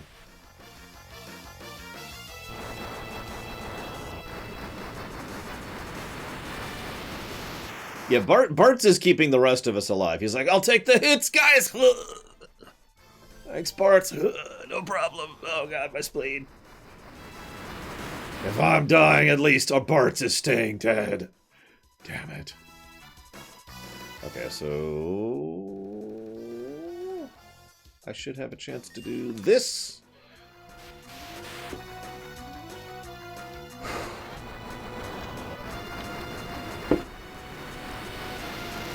I'm weirded out by how tense I am. This is like the last hard boss of the FF Marathon we're doing, because we're playing 9 and 6 after this.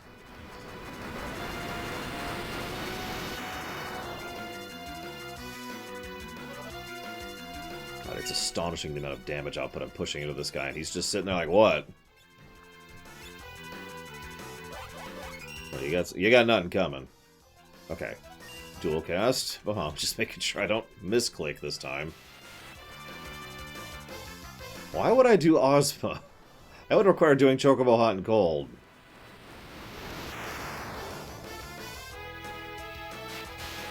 Yeah, anybody who does 4 Zerkers on this fight is insane, I'm just saying. I know it's been done. On camera, so it's like not... Did we do it? Oh, well, one of them died. Let's go ahead and...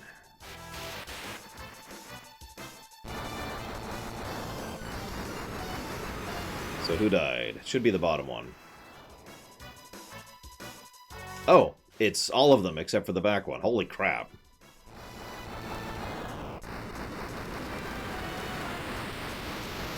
Alright, now we're going to start rapid firing.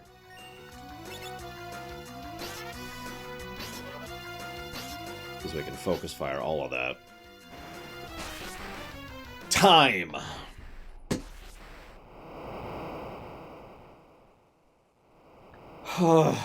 No cheats. 2 games, no cheats.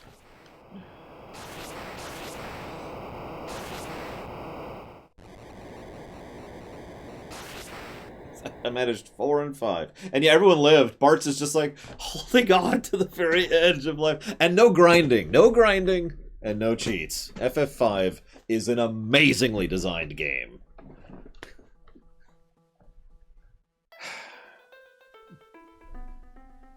In the beginning, there was only the void. But from the void came 4 essences. They formed the crystals, and the world was born. Hope blessed the earth. Courage blazed into flame. Care and devotion turned water into seeds of life, and passion for knowledge spread intelligence and wisdom on the winds. If the void threatens to engulf the world, so long as the 4 essences still remain in man, light will be born anew. The 4 essences shall rise from the void and weave the light once again.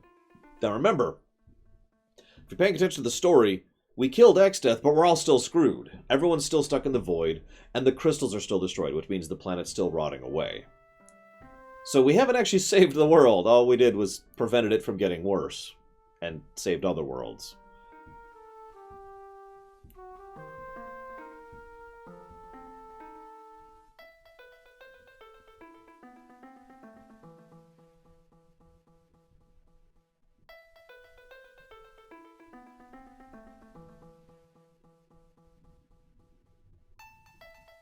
Well, everyone lived, Alex. We got a 4-hero lived ending.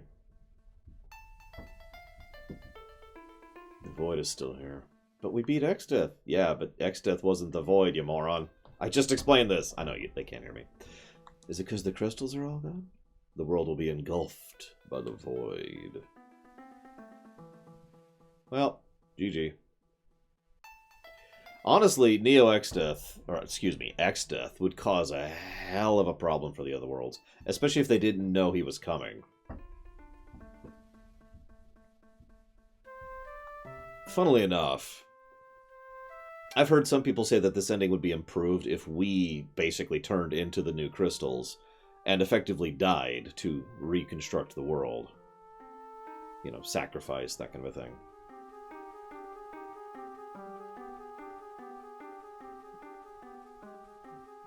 And considering how quietly dark FF5 is, I mean, wouldn't surprise me, you know?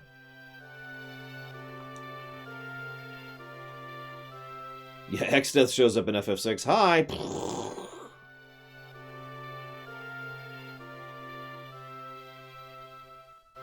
Oh god, Dakota. That would be horrible. I'd be more okay with you can only achieve best ending if you, like, get everyone alive or something like that, rather than, relying on something closer to skill than grind.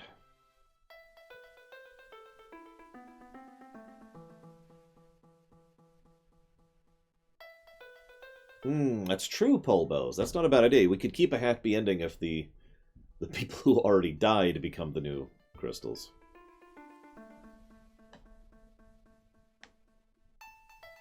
No, patience is a vice. By the way, just to head this off, yes, I do plan to start FF9 after the break, although I'm going to have to do some hardware rejiggering. So, FYI. By the way, I ended up giving the game another aggregate positive for music, so it's basically 1.5 positives for music. If anybody was curious where that ended up.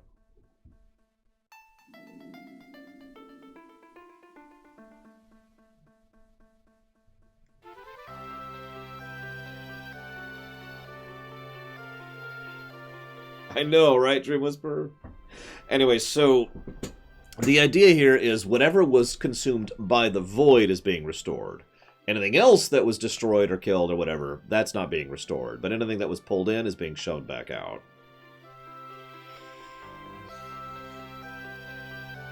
So, the 4 Warriors of Dawn, they're still dead. Just to name one example. Ferris and Lena's father, even though I know he's talking to them right now, but he stays dead too. He's gone.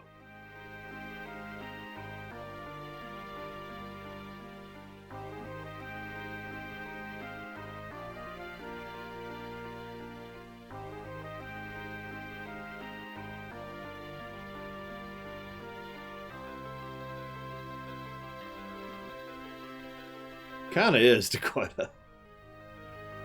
Yeah, Greg was just... He wanted to hang out, Zira, This is actually modern Greg, because Greg can time travel in addition to, dimensional.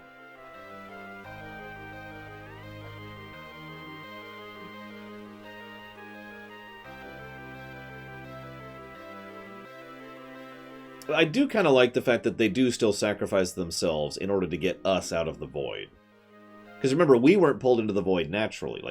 That never happened to us. So we need a separate method of escape. So that actually lines up.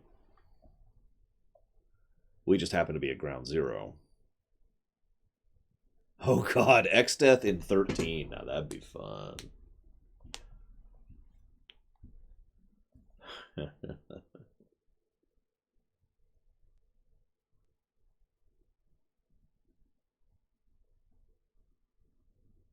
And of course the wind crystal forms last. I think that's wind.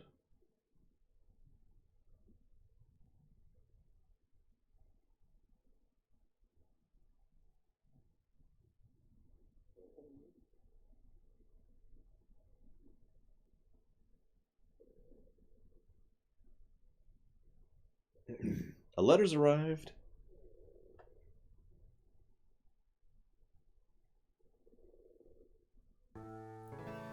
Sid, Mid, how are you? It's me, Kryle. Somehow, we made it back.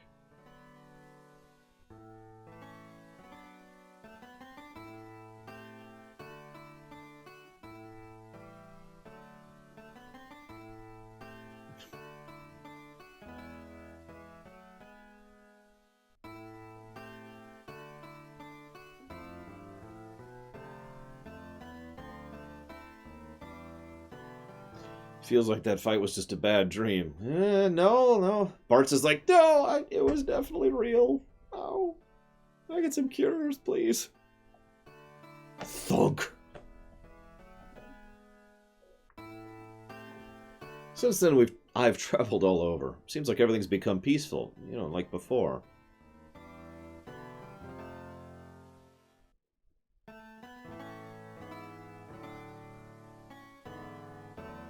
The Chancellor of Tycoon seems quite happy.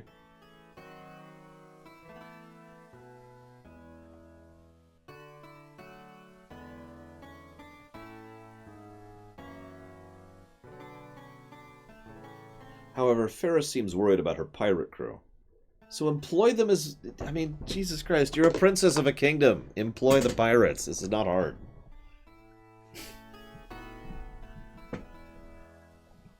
Everyone in Ball is worried, since they have no heir to the throne.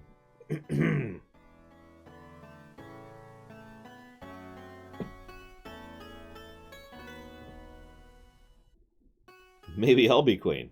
As if. It'd be pretty cool, though. I'm just telling you, we could privateer them. It's not hard. Bartz went back to his hometown. He gets nothing for his reward. He's not giving up traveling, but he said he wanted to spend time near his parents before he set out again.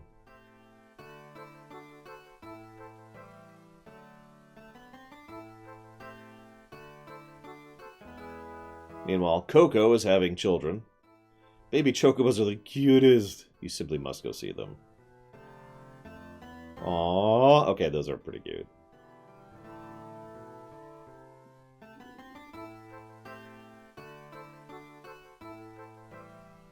It's been a year since then. Lena and Ferris are busy running Tycoon and all. Bartz is just off on another journey. If any others happen to ask about me, I'm sure they'll come. Tell them I can't wait to meet them again. Kyle, you worked so hard. Everyone fought well. I know Bartz doesn't want much. It's just, it in a very minor way, it irritates me that Bartz's reward is basically to go right back to the life he already had. You know?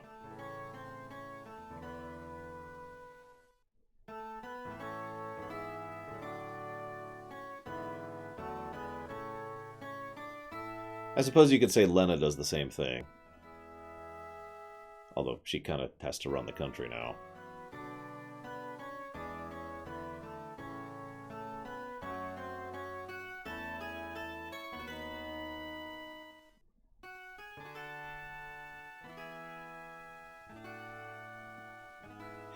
So how are we thinking about judging the outro? While this kind of plays these little cutscenes from across the game. I think the last dungeon absolutely deserves a positive, just because it is a very well-constructed last dungeon, in my opinion. Very rewarding, very properly challenging, good variety, you know, good stuff, pretty much across the board, in my opinion. That's gameplay-wise, so a plus to gameplay for the last dungeon. Or the outro in general, because that also includes Exdeath and Neo-Exdeath. Never mind the 8 bosses before them.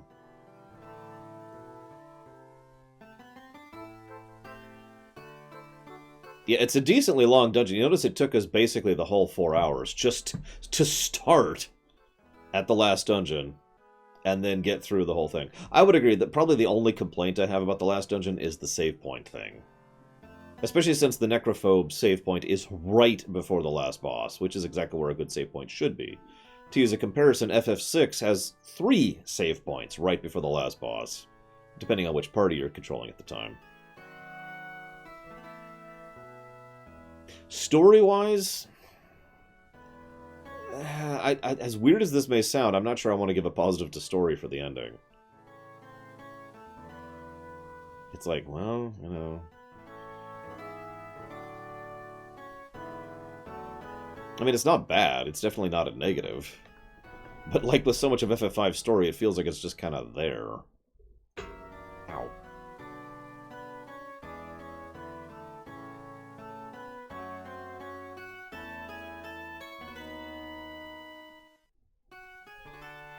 Yeah, 4 didn't. 4 made you go through the entire crystalline core without a save point.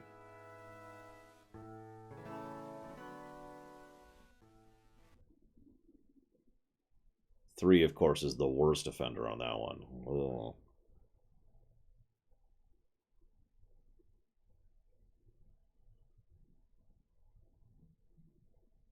Yeah, this, I mean, it's not a bad ending. It's just, okay. You know. I'm with it.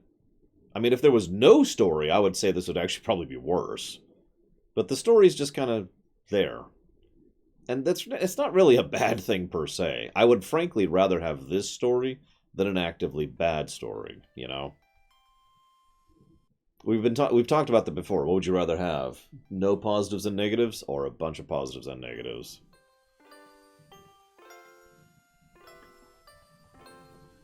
In the world. Oh, that's just my monthly bill. I mean, the multiple endings thing is really threadbare. I mean, there's more multiple endings in this than there is Mass Effect 3, but that's not saying much. Hey, Shikor. So hang on, where's my notes? Let me actually look at this. That's not my notes. These are my notes.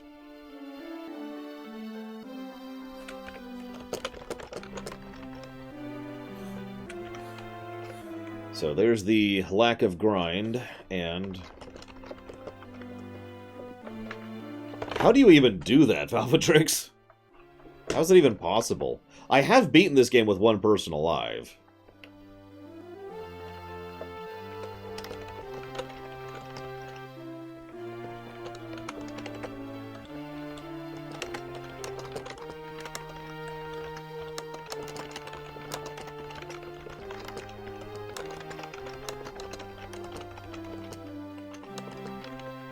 I was gonna say... Like, knowing FF, that wouldn't surprise me all that much.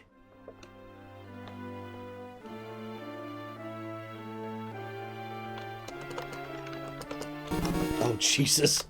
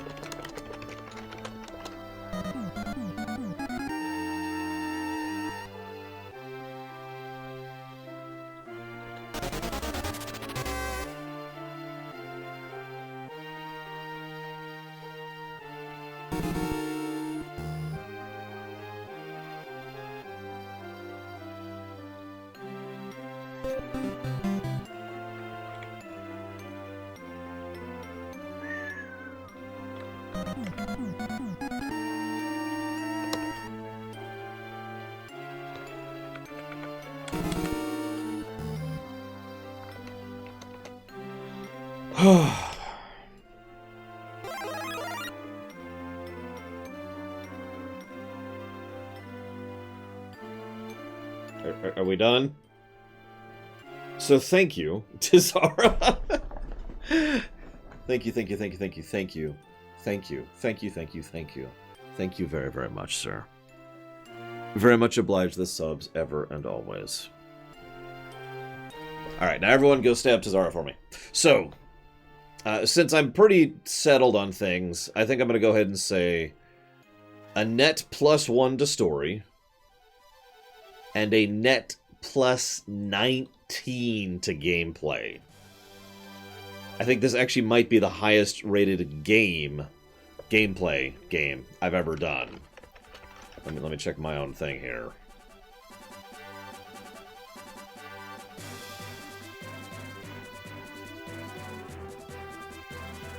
Yep, this barely beats out Super Mario Odyssey.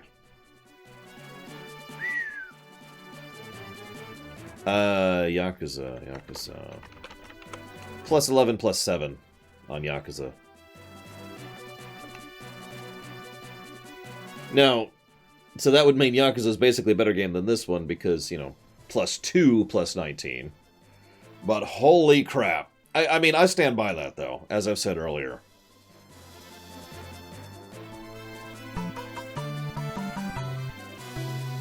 Yeah, if we could have Red Dead Redemption 2's overall storytelling and style, and just clap that onto FF5, then we got this. But yeah, no, I stand by that. This is a really, really good game. In fact, if they had fixed the encounter rate, which would be a very easy thing to fix, fixed the running, which would be a very easy thing to fix, and made it so there would be skippable cutscenes, this would be a +22 to gameplay game. Which is just absolutely insane. But I'm with it. Technically, I never actually gave a positive for replayability, because what I did is I gave, like, 8 other positives to the various aspects of the game that lead it towards replayability. I mean, Right? That's just bonus points at this point. Could someone go stab Tazara for me? Thank you, Tazara. And thank you, Tazara, very, very much. But yeah, holy crap. I am admittedly a little surprised that FF5 had that many. I stand by it, but that's nuts. So let's see. When did we start FF5? I need to start getting ready for FF9, which will be the next game. So we started on the 31st, so 4 days. God. That's actually funny, because I never planned to replay FF7. Planned to replay this one.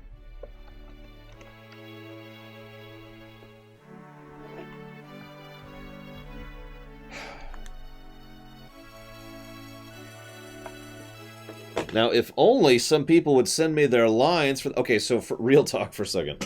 I'm at a point where Takoida predicted this, where I'm just waiting for people to give me lines for the FF9 theater. I'm completely caught up as far as the editing and directing and every line that I have. So at this point, it's just like, give me lines! All I'm missing is lines.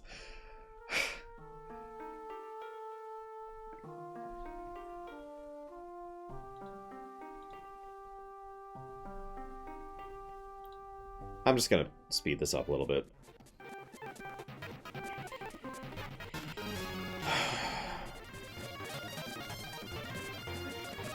Lena, level 35, by the way. I just want you to know that. I beat this game at level 35.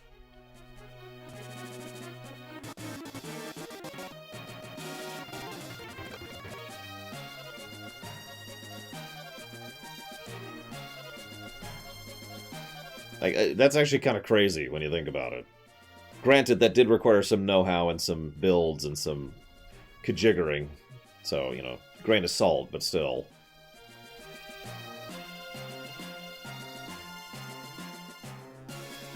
So hang on, so that's 10, 11, 12, so that's 12.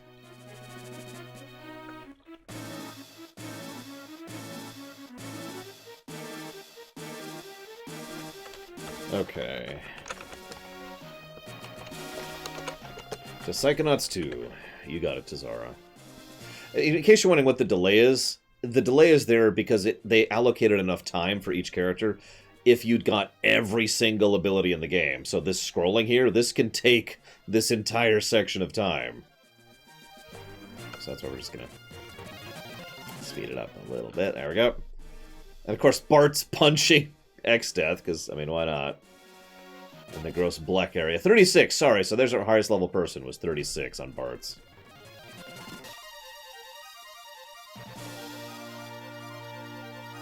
He's the main character, we swear. Kinda, not really. Has the least to do with the story.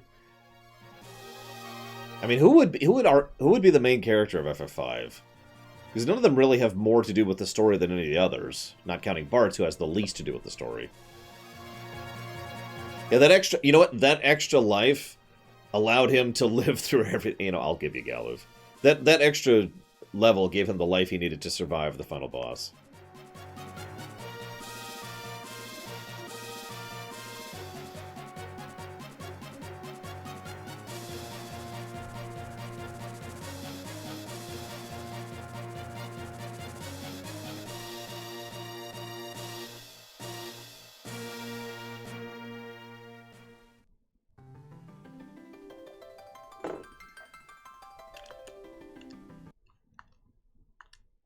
So we'll go ahead and save our cleared save data at 21 hours. That's not a New Game Plus thing. Unfortunately, God, New Game Plus. This game just aches for New Game Plus. It's built for New Game Plus. Think about it. But yeah, if you decide to load that, you're here. Same everything. And you could go do the super mega optional dungeon of mega optional Doom, which we are ultra not doing. No really style. Okay, there we go.